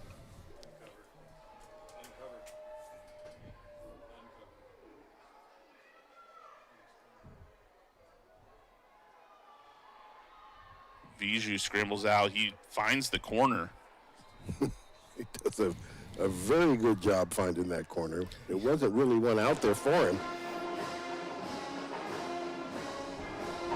but he did what he does. And, Yeah, that's a big, 15-yard gain, 14-yard gain. He does a very good job of finding space and stepping into it.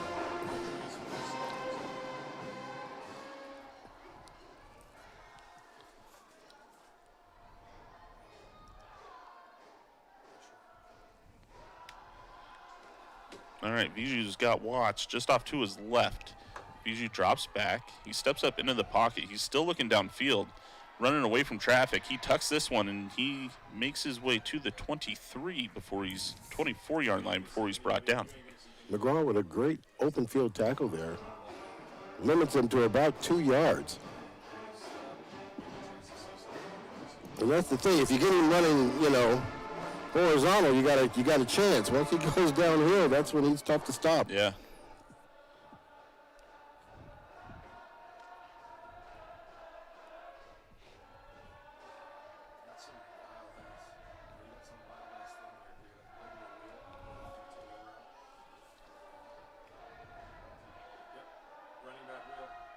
Viju decides he's going to go ahead and really step into this pocket and get sacked.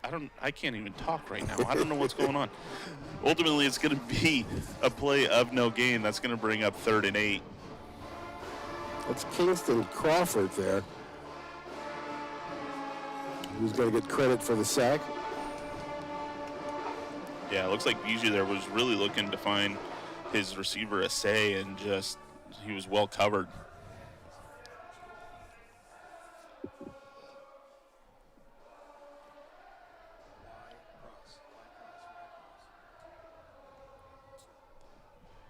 So 3rd and 10. Viju looking to find Watts out in the flat. That's going to fall incomplete. That's going to bring up 4th down. We'll see if this is 4th down territory for the Falcons.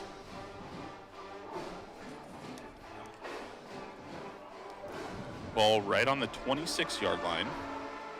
Ethan Madlock there to give the pressure. I mean, they got a sack. They chased him out of the pocket. They got a good pressure. I mean, it's a little different look than we saw in the first half, so this is working in their favor. Let's see if they can. Prairie's definitely in 4-down territory. So, and this is generally when their quarterback makes big plays. Yeah. Yeah, Viju's going to keep this one. He rolls out to the left. He is looking downfield, and he's going to be sacked. He's going to be brought down with a huge loss. It's going to be a turnover on downs. Let's see where the ball is spotted and where the Timberwolves will take the ball over at.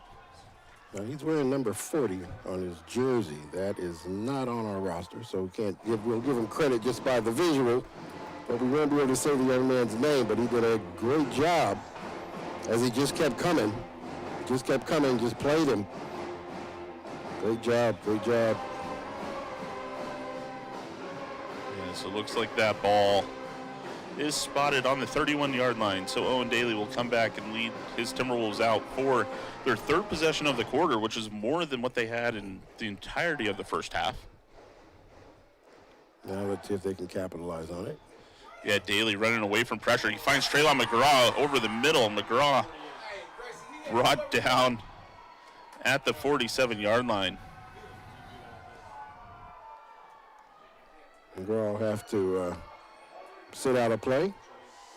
A great catch coming across the field for that young man.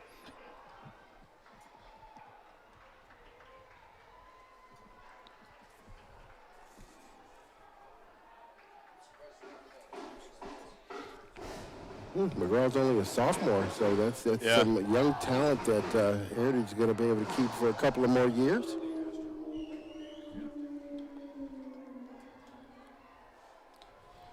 And McGraw is fiery. I mean, I think after watching games this year, that ball's going to pop out. KJ Clark unable to hold on to it.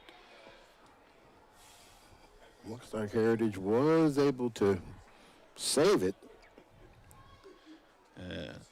Ultimately, it's a gain. It's a gain of 1. See the replay here. Yeah, Clark just getting popped there. Looks like that was Ravine Palenko knocking the ball loose. It's going to bring up 2nd and 9. I was saying McGraw, I mean, after watching games this year, I think McGraw is one of the most passionate players we've seen in Clark County so far this year. You know, he plays with an intensity that I haven't seen anywhere else. This ball being handed off to Traylon McGraw.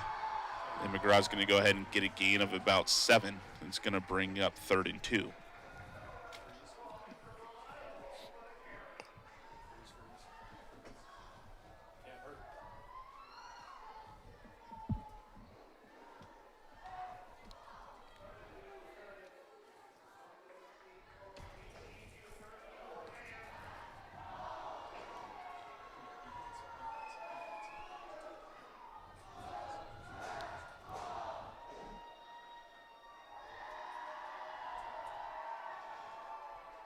Daly unsuccessful in getting Prairie to jump. Play clock down to 3. This ball's handed off to Traylon McGraw.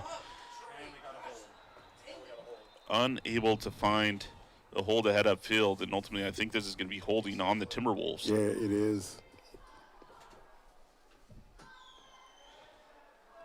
Yeah, Crawford on that run, he looks like he tried to bounce that to the outside. He probably should have cut it up inside. Bouncing it out on the outside is what caused his lineman to hold to try to save the tackle. Yeah. Because he already had him to the outside, it looks like. So he needed to take that inside.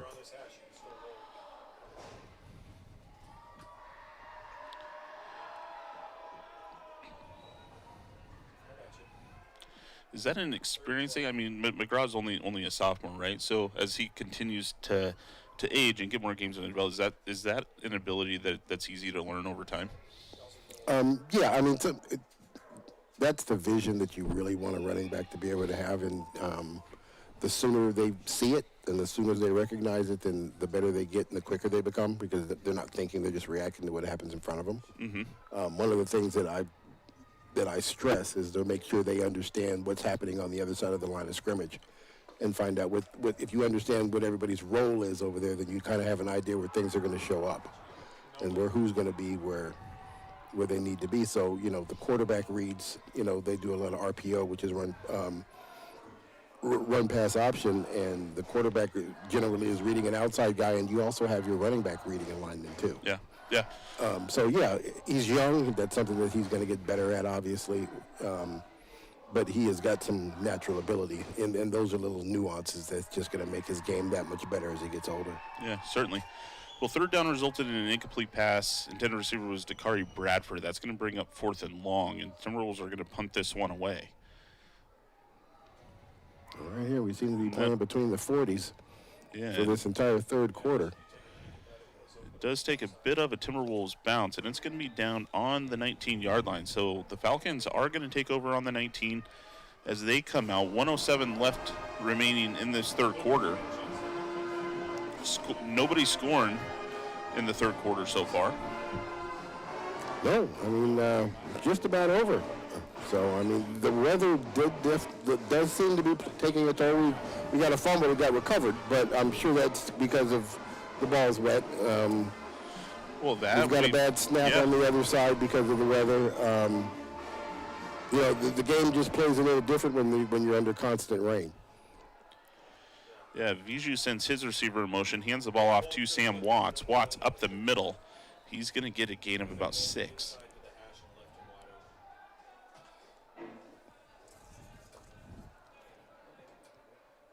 That's Jordan Dias there on the takedown after about 7 yards.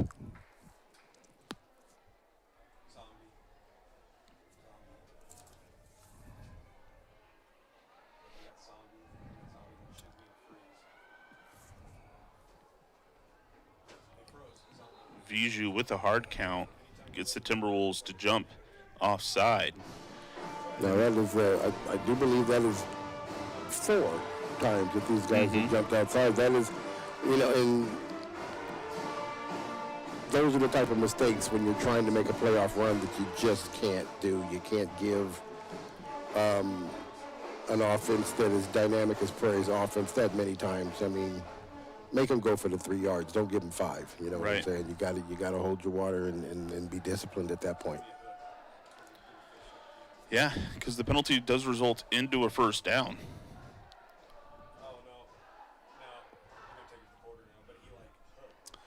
And it looks like Prairie may run this out to the end of the third quarter. And we do see 0-0. So that's going to go ahead and bring up the fourth quarter. They're going to swap sides. Score is still the same as we saw at half, 14-7 in Prairie's favor. Both teams here looking to make a playoff run with a win. So we got 12 minutes left to play. Yeah, let's see who acclimates to this weather quicker, because that's the story of the third quarter, is the rain came. And you could see that the game changed a little bit out there for everybody. Yeah. So, it's been falling for a whole quarter now, so, Heritage, more of a sense of urgency, obviously, than Prairie because of the score. But, they're going to have to figure this out. Yeah.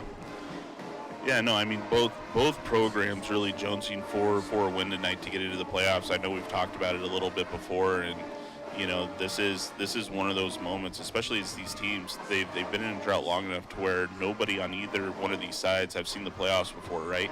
Even if you're a freshman, and you're sitting as senior now, right? Your team has not made the playoffs on either one of these teams. So it's a big quarter. It really comes down to who's going to want it more at this point. How do you secure how do you secure the ball? It's getting a little wet and slippery and sloppy out there. Sloppery too, yeah. That's extra. You know what I've missed, man?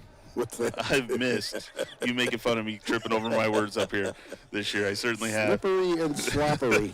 I like that. All right.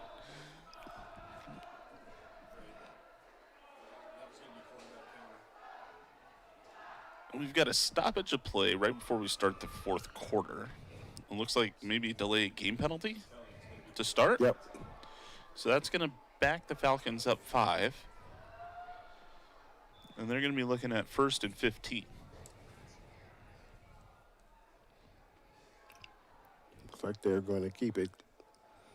Maybe the same play, but most definitely the same formation out here. Yeah, Viju's got an empty backfield. He's got stacked receivers on both sides. Yeah, this is when he can take off, though, too. Yes, counter. Yeah, he's gonna keep it and run it up the middle. He does get slowed down by one of the linemen for the Timberwolves, and he's gonna get about a gain of 5, maybe 6.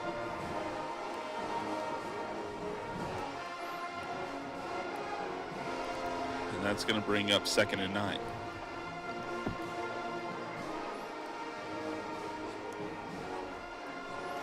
So even though it was a short tackle, it's a good stop there, because that definitely would have went for a long way if he hadn't have gotten a hold of his shirt.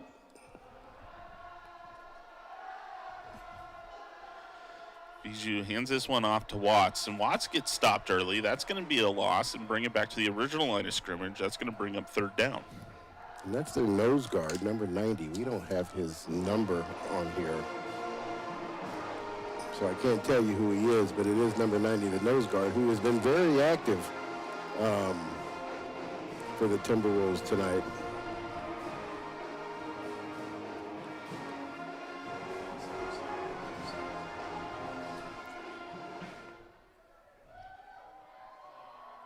Viju drops back, steps back up into the pocket. He's going to get sacked for a loss. That's a big 3rd down stop for the Timberwolves.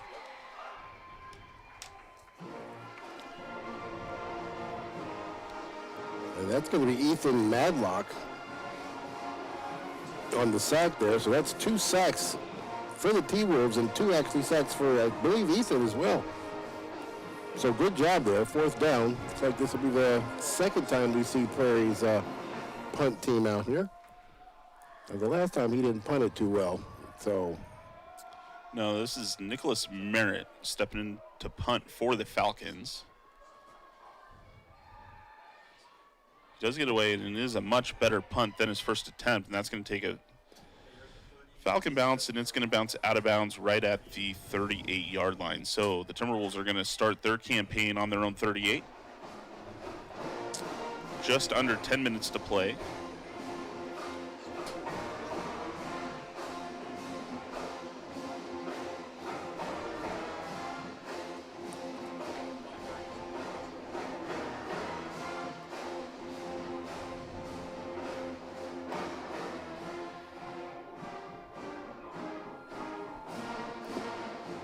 This right here is a big series for the T-Wolves. They have got to they've got to put some points on the board here in this series right here.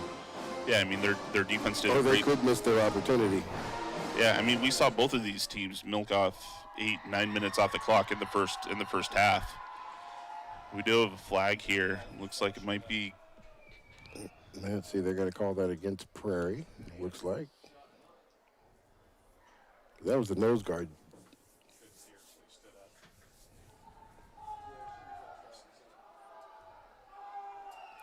Oh. It is going to be against the Timberwolves. So I think what happened, and that was the nose guard, I think, who grabbed for the football. So it looked like the center may have double clutched it. You know, that can happen sometime.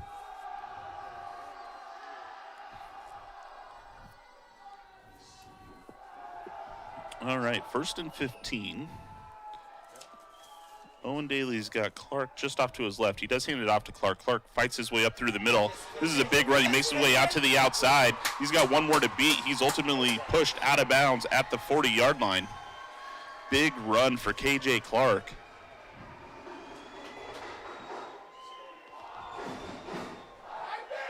Pavlenko there, number 21, there to give him the blow that pushes him out of bounds and slows all that down.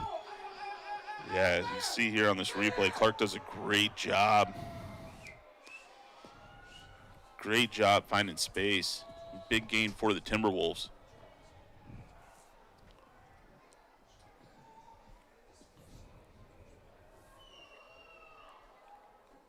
I think that's their best play today right here so far, right? Their best run play, definitely.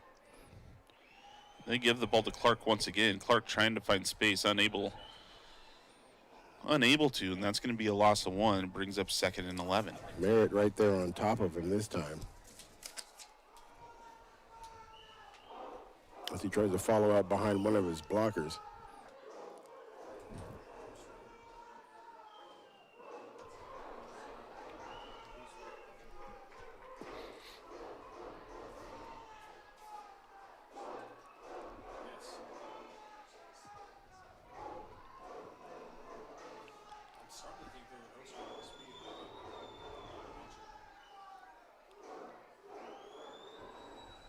Daly looking for Traylon McGraw. McGraw's able to go ahead and make that catch. He breaks away. He finds his way into the end zone for a touchdown. That's going to put another 6 points up on the board, 1 away from tying this football game up. Great reaction to the ball there for Trayvon.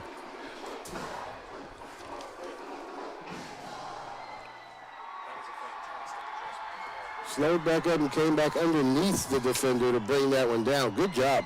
Great job by that young man. And that's the big play that the Timberwolves really needed to get back into this. Both teams have been extremely stingy with their defenses here in the second half. Omar Ramirez is going to attempt the extra point for the Timberwolves. And the kick is good, so that does tie this football game up at 14s all around. All right, and I just said this needed to be the series. They put some points on the board. They're going to show this again. Great adjustment there by the receiver to get underneath that ball and bring it in for the touchdown.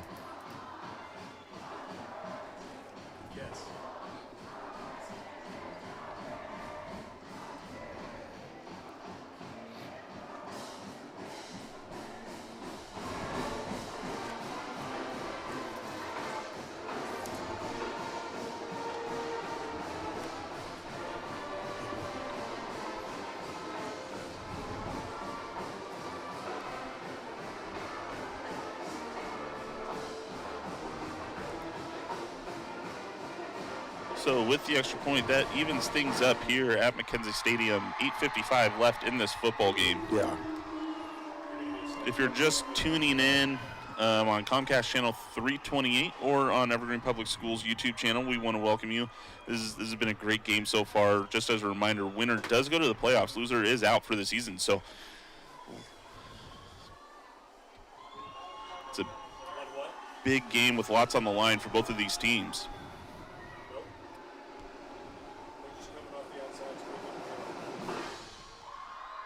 kick is up. It is going to be fielded by Everett Steele. Steele trying to cut his way out to the outside, cuts back inside. He's got a big hole. He finds his way. He's going to bring that one out to the 40-yard line. So the Falcons are going to start their possession with good field position. Yeah, nice run there by the receiver on that play. Everett Steele. We're going to show him here right now. Does a good job. There's the space. Down cuts that back. Just the pursuit caught up to him, or he would have been gone. Yeah. 2 running backs in for the Falcons. This one's going to be handed off to Tommy Vick. And Vick's still going. Running, but we have got a penalty flag down there. Right about the point of contact. It looks like it might have been a hold. It looks like that's what's going to be the call.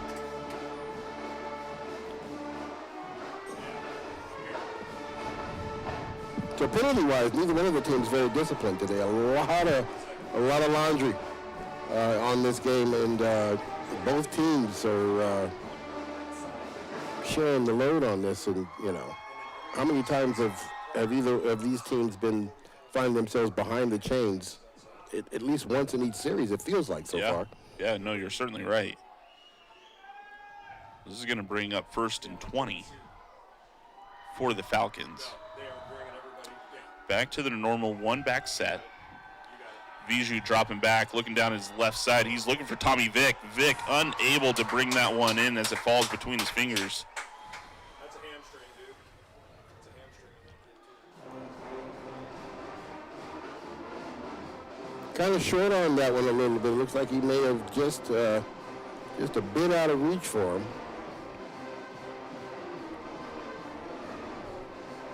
Second down and a long way to go. We need to get back to midfield to move the chains.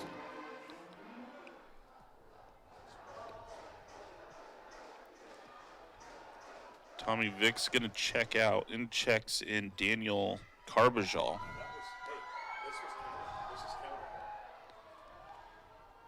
Viju hands this one off to Watts. Watts runs into his own guy, and he's going to go ahead and pick up 2, and that brings up 3rd and 18.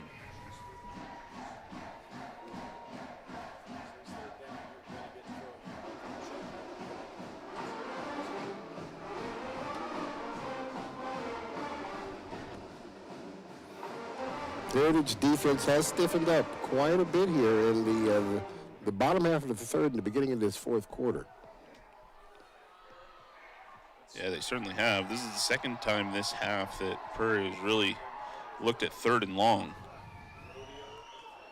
Yeah, we'll see here. It's about time for the quarterback to take off. We'll see if this is what happens this play here. Yeah, Viju does roll out. He's looking downfield. He tries to cut it back up inside. He makes his way across field. He's got some space to go, and he's getting those legs going. He's got the angle. And that's a big run for Viju. He's ultimately brought out of bounds at the 10-yard line. Big run there by Devin Viju. That's what makes him dangerous. When he comes back across field, he is just fast enough to outrun just about everybody. Kind of sets up and then takes off right across the backside of the field here where nobody is. Running past defenders. Great angle here. Ultimately, it's Dakari Bradford that brings him. Saves the touchdown there. Yeah. So Prairie's going to go ahead and call a timeout. Probably give the quarterback a breather. Probably. They are sitting 1st and goal on the 10-yard line.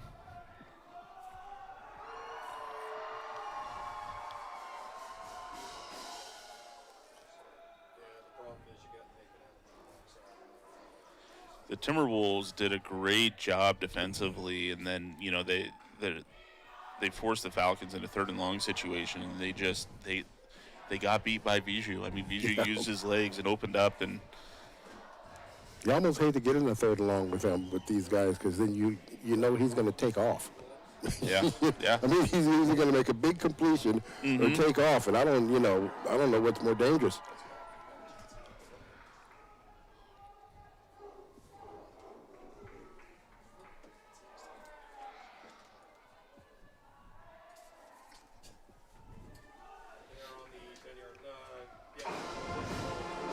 right, so out of the timeout, Prairie's looking at 1st and goal.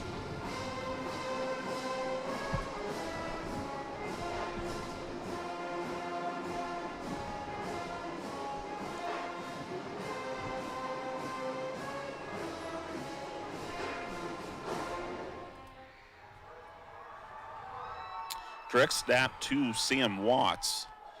Watts up the middle. He's going to pick up, looks like about 6. And that's going to bring 2nd and goal from the 4.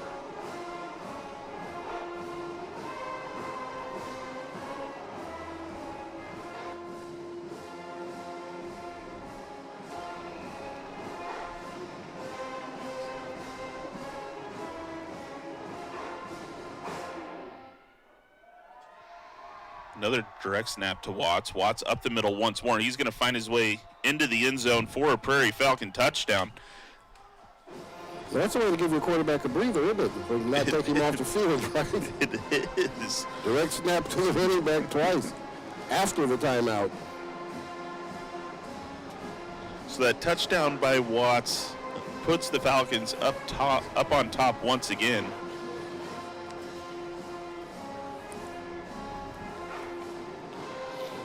It's going to be Isaiah Ojeda who's going to be attempting the extra point.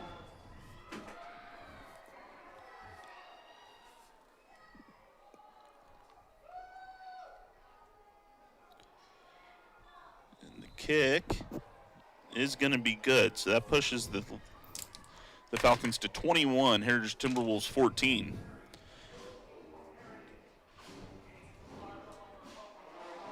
Good shot at the extra point there. So here's the difference between the first half and the second half. First half, kind of methodical, we're kind of moving down the field, if you will. Second half here, 2 big plays. Yeah. On either side. So, you know, I mean, and that's what happens when the rain comes down. You know, you're trying to sustain, you know, 6, 7, 8, 9, 10, 11, 12 play drives is tough in the rain. Yeah. You know, it's tough anyway. And then when it's also raining coming down the way it is, it just lowers the percentages for being successful when you have to drive that long. And both these teams have made big play touchdowns here in the second half. Here we're going to see a replay of the Sam Watts touchdown. He just barrels his way up through the middle and finds the end zone.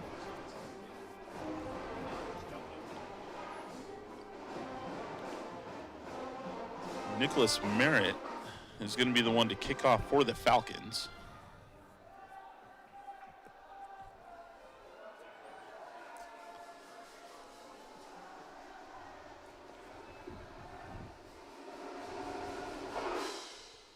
I guess they've given up on that. Ooh, pick it up. Yeah, McGraw bobbles the catch there. He's able to pick it up. And he's going to be brought down at the 21-yard line.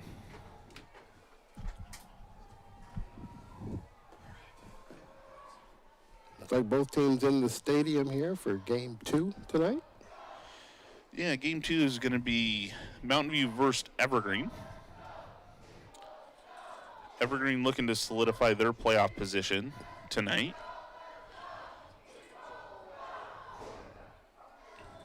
Mountain View here to be the spoiler. They are yes, and you know it's crazy because Mountain View Evergreen is always a great rivalry. The only thing Mountain View really has to play for tonight is to be the spoiler. Mm-hmm. KJ Clark gets the handoff here, and he's going to go ahead and pick up just a few. He did drop the ball. They're going to say he's already down, though. So still Heritage's ball. And that is the case. The officials are still talking about it. Prairie really thought that they recovered it. And it is going to be second down.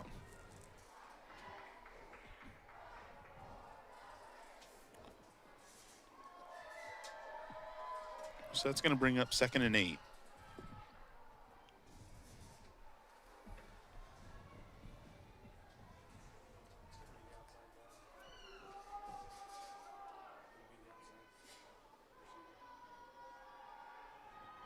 Daly looking downfield. He rolls out to his left, looking for Dakari Bradford, and that's just out of his hands. It's going to fall incomplete.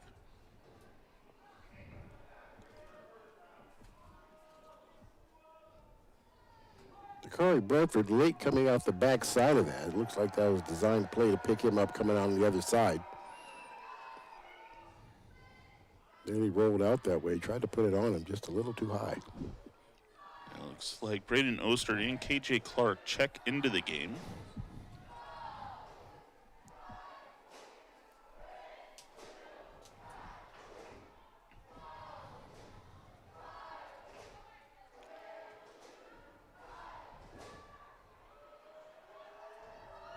Daly rolls out to his left, or his right, looking downfield, trying to find Karpiak. Karpiak able to go ahead and bring that one in, and it's going to be enough for a first down. So big third down conversion for the Timberwolves. Good job there by the quarterback to roll out. I mean, he's a lefty, you can see, and throwing the way he had to. That's kind of tough when he's not able to get his shoulders downfield. And he can't kind of turn into that. A little bit of a duck, but it was catchable. Sometimes ducks are better to catch in the rain. All right, so fresh set of downs for the Timberwolves. Daly hands this one off to Clark. Clark trying to find a lane, and he's gonna. Looks like they're gonna say he lost a yard, and that's gonna bring up 2nd and 11.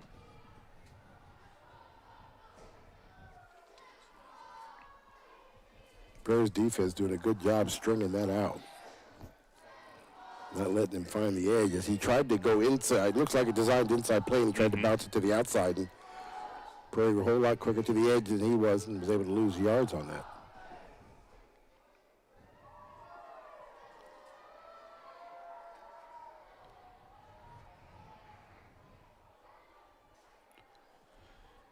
This ball's handed off to Clark once again. Clark being drugged down by his jersey. He's going to pick up 2. And that's going to bring up another 3rd and long situation for the Timberwolves. Merritt, number 45. Get the credit for the jersey tackle out there.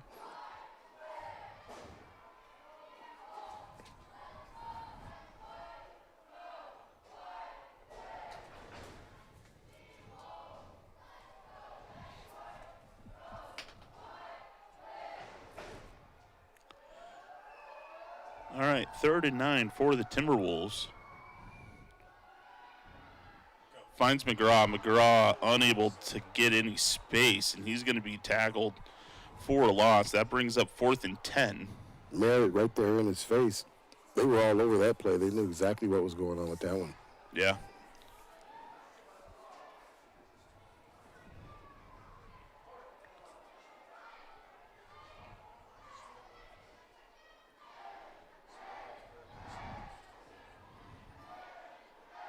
It looks like the Timberwolves offense is going to go ahead and stay on the field for this 4th and long situation. They almost need to. Yeah. Play clock is down to 2.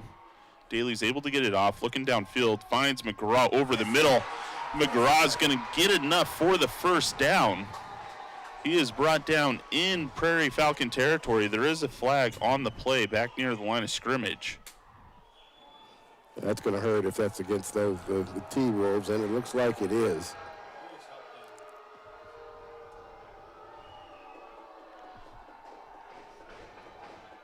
Great offensive play. He was blanketed by the corner on that play and still able to bring that in.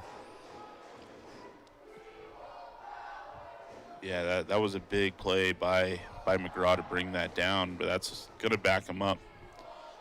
Another 10, so now we're in a 4th and 20 situation for the Timberwolves.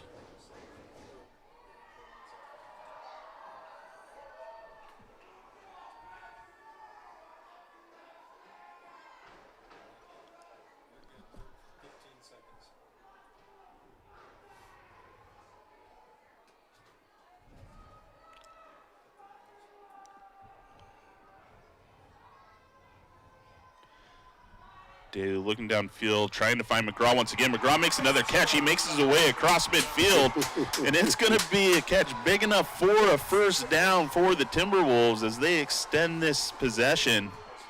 Another great adjustment by McGraw to come down with that football. Yeah, that's a huge play. I mean, ultimately, that play there saves the Timberwolves season. It sure does. Daly just puts it out there and let McGraw run underneath it. So 1st and 10 inside Falcon territory. Daly hands this one off to KJ Clark. Clark trying to make his way to the outside. He's going to pick up 3.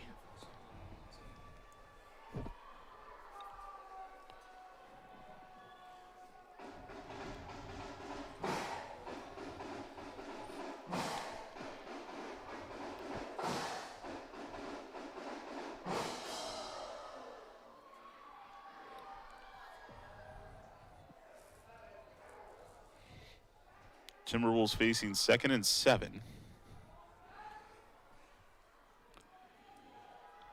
Daly rolls out to his right, fires off his back foot.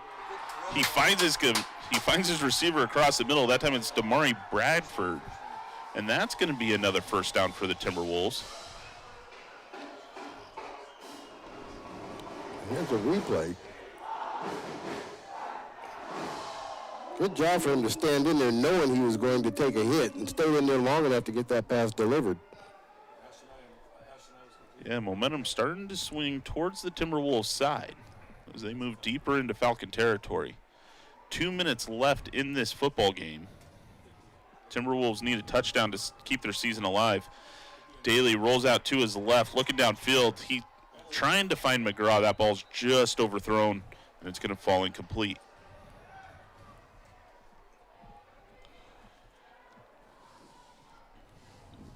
The incomplete pass stops the clock. Timberwolves do have all 3 timeouts remaining still.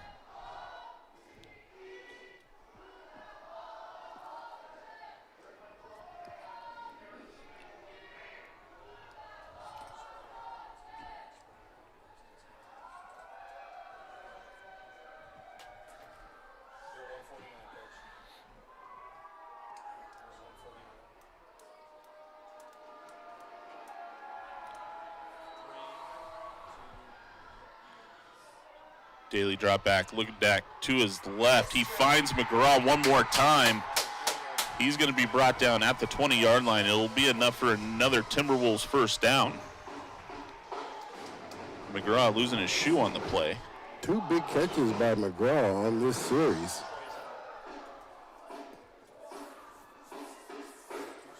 As the Timberwolves down there in the red zone. Right at 1:30 left to play in the game, and the T-Wolves are on the move here.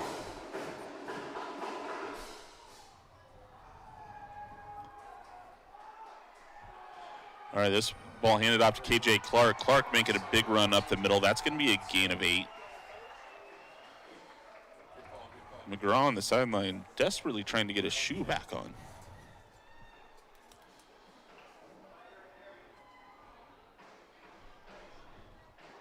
Handed off to Clark one more time. This time Clark's looks like he picks up 1 on the play. That's going to bring up 3rd and 2. Merritt there in the backfield, not able to make the stop. Did get him by his jersey, but he was able to break free from that. And the Timberwolves are going to go ahead and take a timeout here.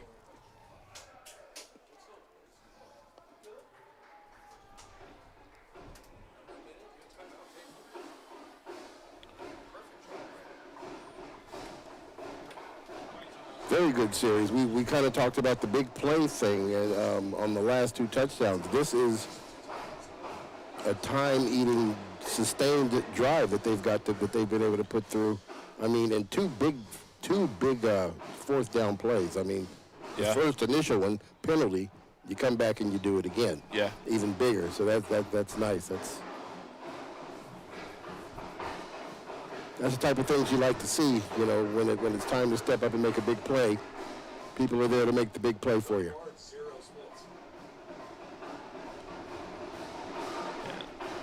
So coming out of the timeout, 49 seconds remaining in this football game. The winner of this game will advance to the playoffs. the loser does have their season ended. So Heritage needing a score here. They're facing 3rd and 3 from the 12-yard line.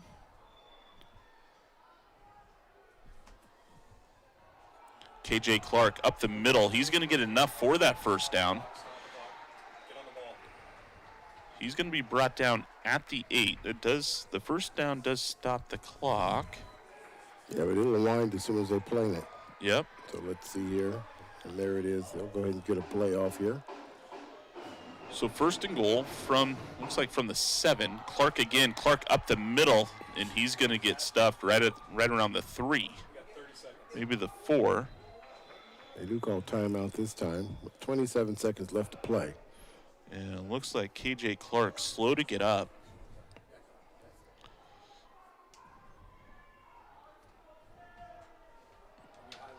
Well, you don't need to see that, because if they're going to end up going into overtime, you definitely want your starting running back ready to go, or at least the running back who started this game. Right.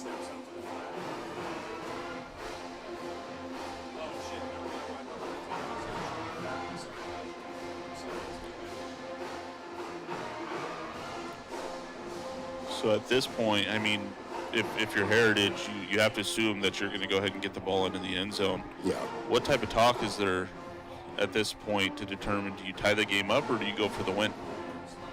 You know, or do you leave it up to your seniors? Do you let them decide what do you want to do? You know, that's a great question. This one, it's always weird. It kind of feels like, I mean, if you feel like the team's got the momentum and they're rolling right now, then you kind of say, let's go for 2. Here's the deal. I don't know if I want to give Prairie another opportunity.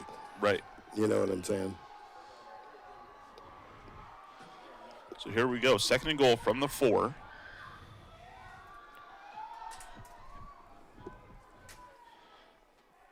Daly decides to keep it. Fires over the middle. That one's going to be just long.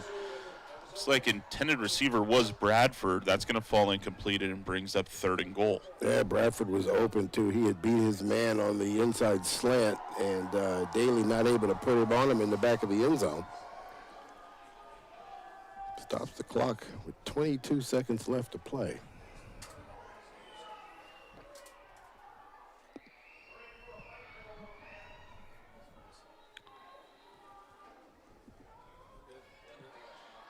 All right, looks like Prairie's going to go ahead and burn a timeout here.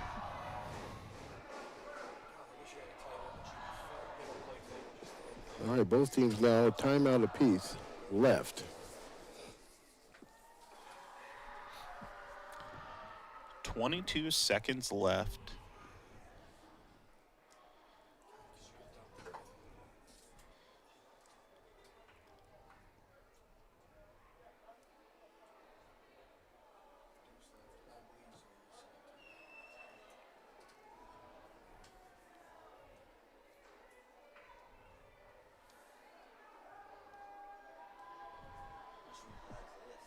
The rain's still coming down real hard out there. It is. I think it's coming down harder than when. Hasn't eased up at all. No.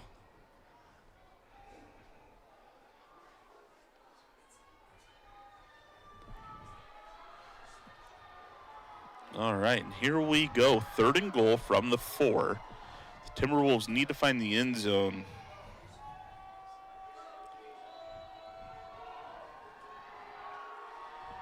Daly hands this one off to Clark. Clark finds a hole off to the outside, and he makes his way into the end zone for a touchdown.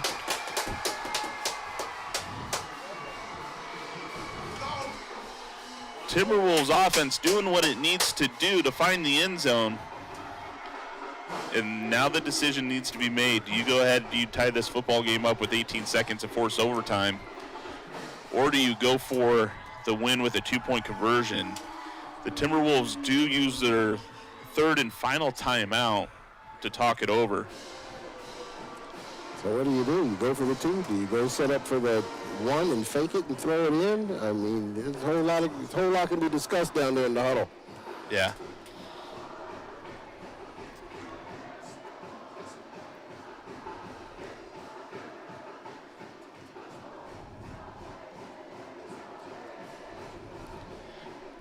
And if you're the Timberwolves, I mean, KJ Clark. I think you go for the win. What? I think you go for the win. I'm in the same boat with you. KJ Clark has been moving the ball fairly well all night long. Yeah. He needs to pick up 3. I mean,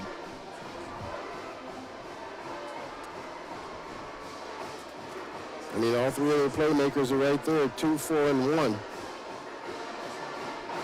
If you can't get it in with those 3, one of those 3. Yeah. You know what I'm saying?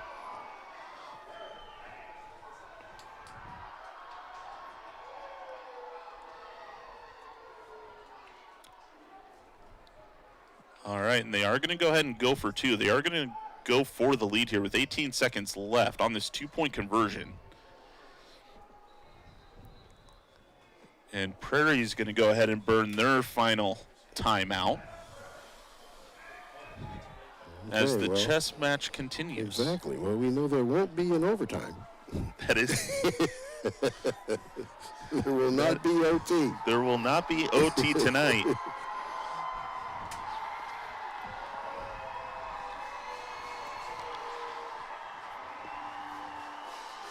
This is the biggest play for both sides of this football game that they have had in years. Yeah. I mean, you can feel the tension in this stadium as they come out of this timeout.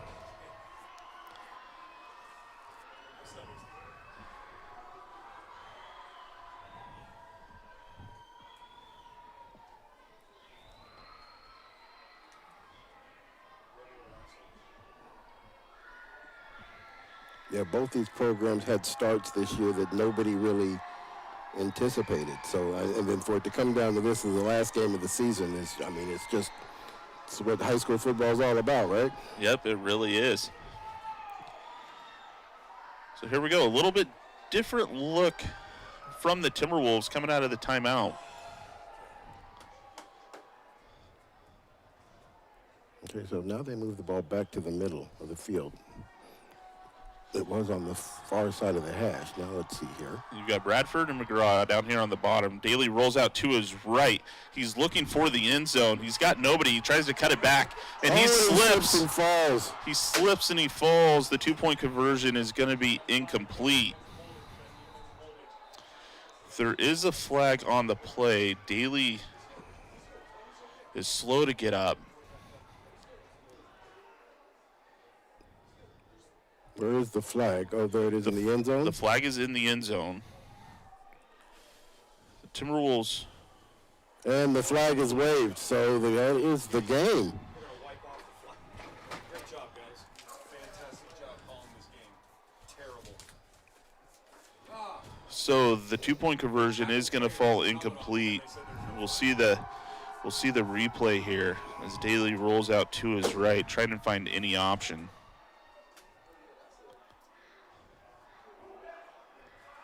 Okay, so the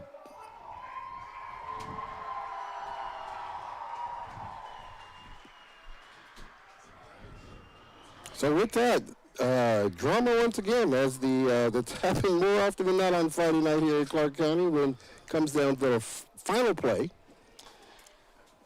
does come down to the final play. So Heritage will be required to kick this football off. So you have to assume we're going to see some sort of onside kick here. The coaching staff for the Timberwolves are saying that the time needs to be adjusted. Looks like time ran off during the 2-point conversion. There should be 18 seconds left on the clock. Well, there you go. 18 seconds.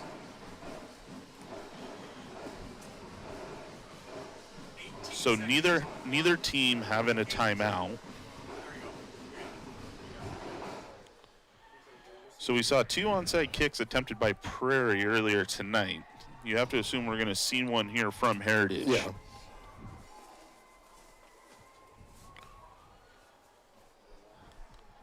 This also brings you back to the first extra point made by Prairie tonight. Mm-hmm. As this has turned into a 1-point game. Yeah, it sure has.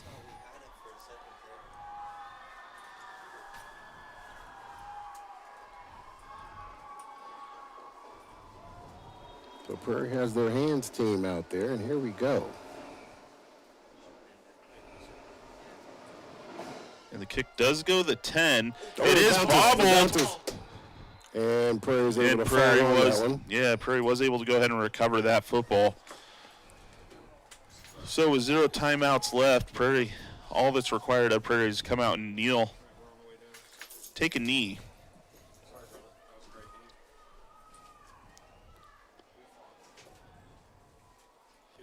Hard-fought battle here by the Heritage Timberwolves.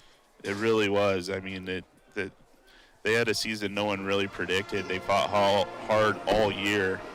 They're ultimately going to fall just short.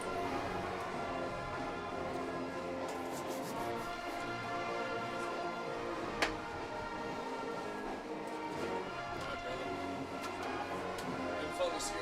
Yes, sir. Yes, thank you.